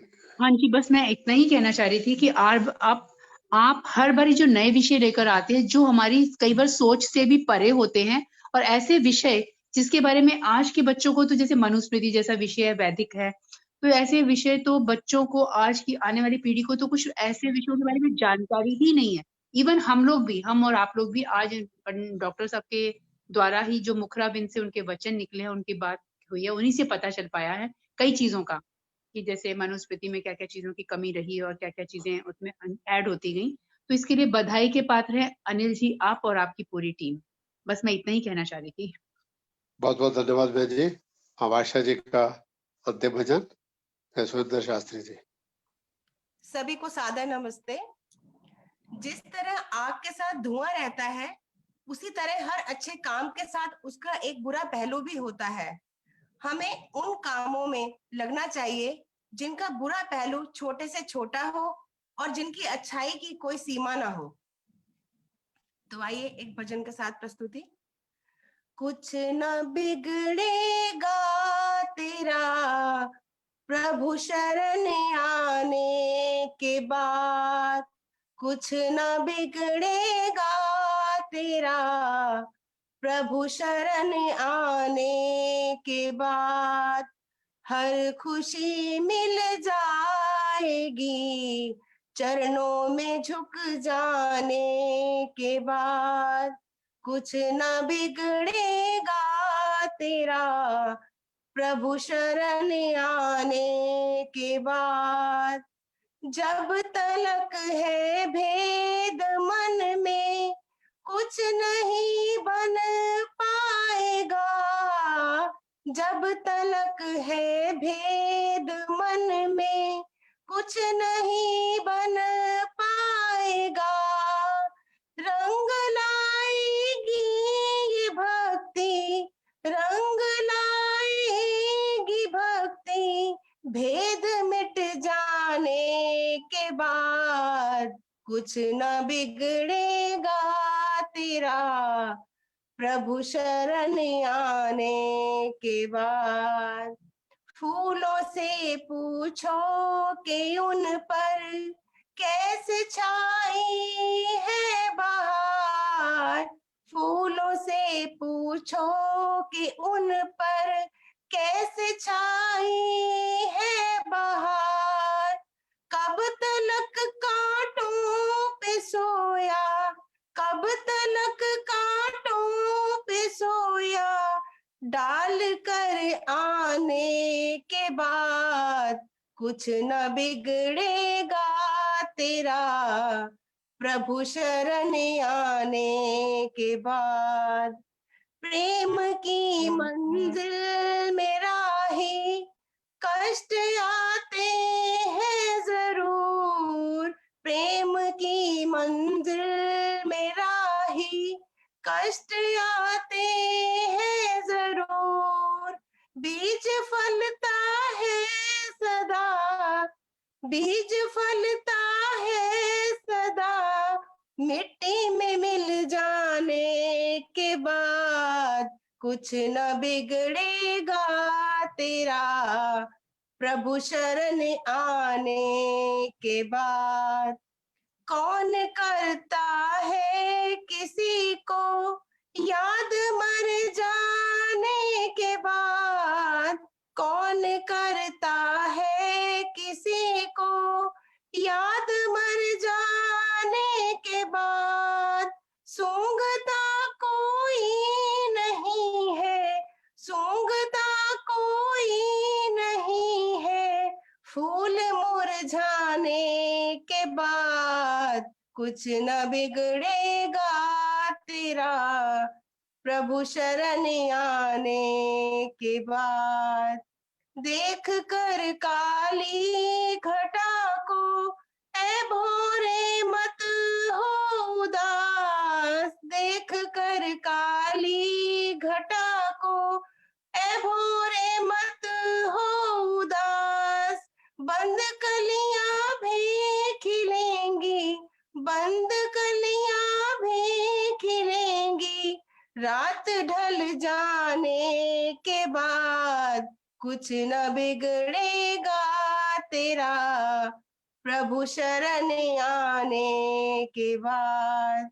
जिंदगी विषयों में खोई, हरि भजन भी ना किया। जिंदगी विषयों में खोई, हरि भजन भी ना किया। होश में आया है इंसान, होश में आया है इंसान, ठोकरें खाने के बाद कुछ न बिगड़ेगा तेरा। प्रभु शरण आने के बाद। जिस खुशी को ढूंढता फिरता है दुनिया में सदा, जिस खुशी को ढूंढता फिरता है दुनिया में सदा, वो खुशी मिल जाएगी, वो खुशी मिल जाएगी चरणों में झुक जाने के बाद। कुछ न बिगड़ेगा तेरा, प्रभु शरण आने के बाद। हर खुशी मिल जाएगी चरणों में झुक जाने के बाद। सभी का बहुत बहुत धन्यवाद। बहुत बहुत धन्यवाद आशा जी। एक पुरानी गजल की पंक्तियां थी, शब्द भी बुझ जाएगी परवाना जल जाने के बाद। बहुत बहुत धन्यवाद। अब आएंगे आज के अध्यक्ष श्री सुरेंद्र शास्त्री जी, अपना अध्यक्ष उद्बोधन, फिर प्रवीण जी। परसों 7 तारीख 5 बजे फिर मिलेंगे एक नए विषय नए विद्वान के साथ। आइए शास्त्री जी।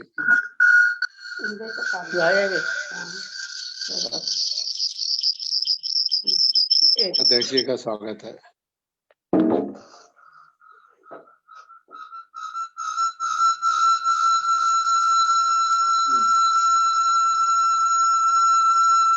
जैसे दांतों का एक जोड़ा होता है ना, तो इकट्ठे काम चला रहे हैं एक मोबाइल से।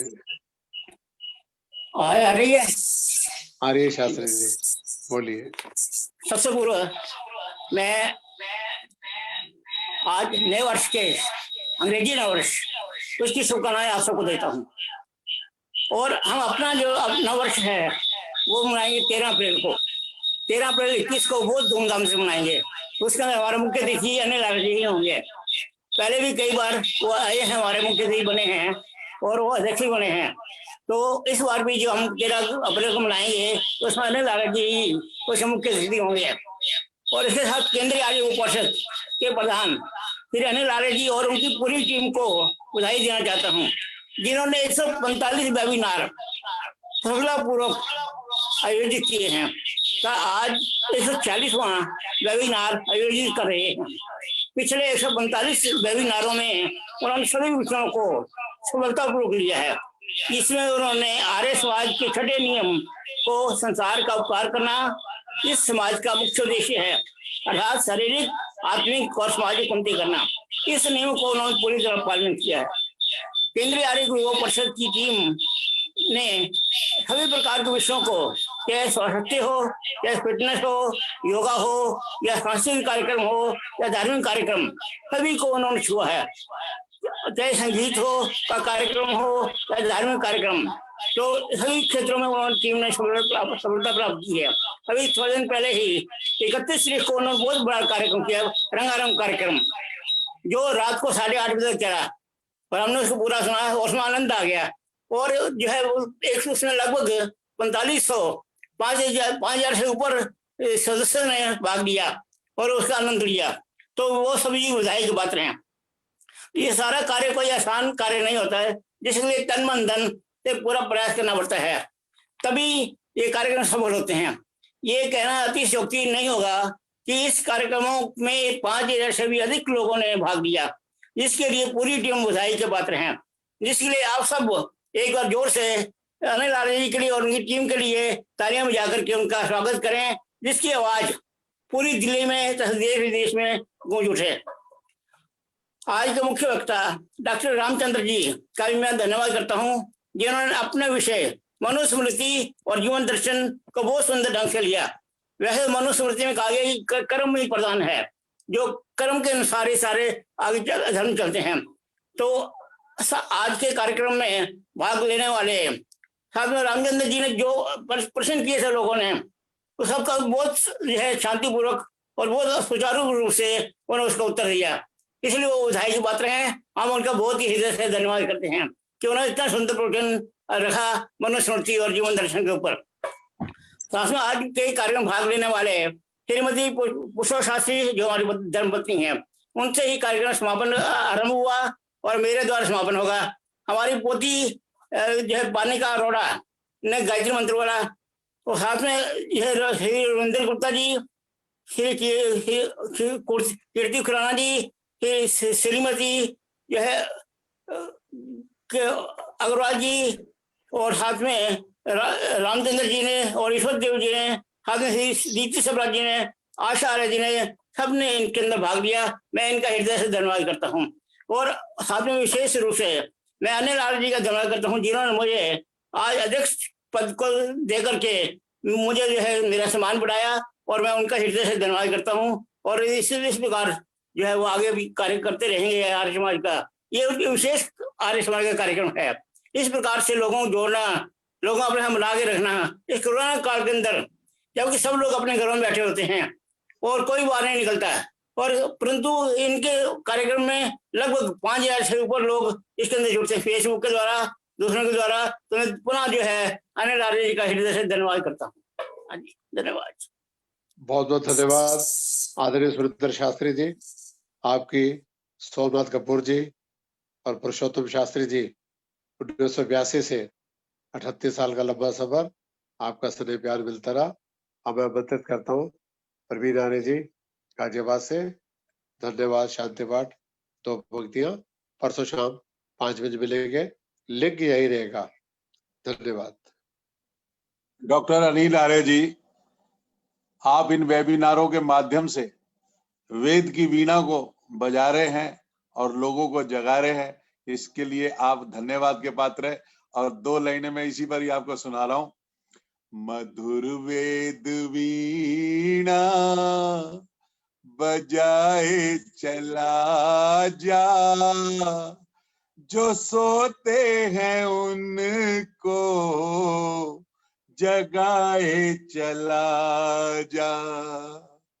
निराकार प्रभु है सभी में समाया, सभी फिर है अपने न कोई पराया, न कोई पराया।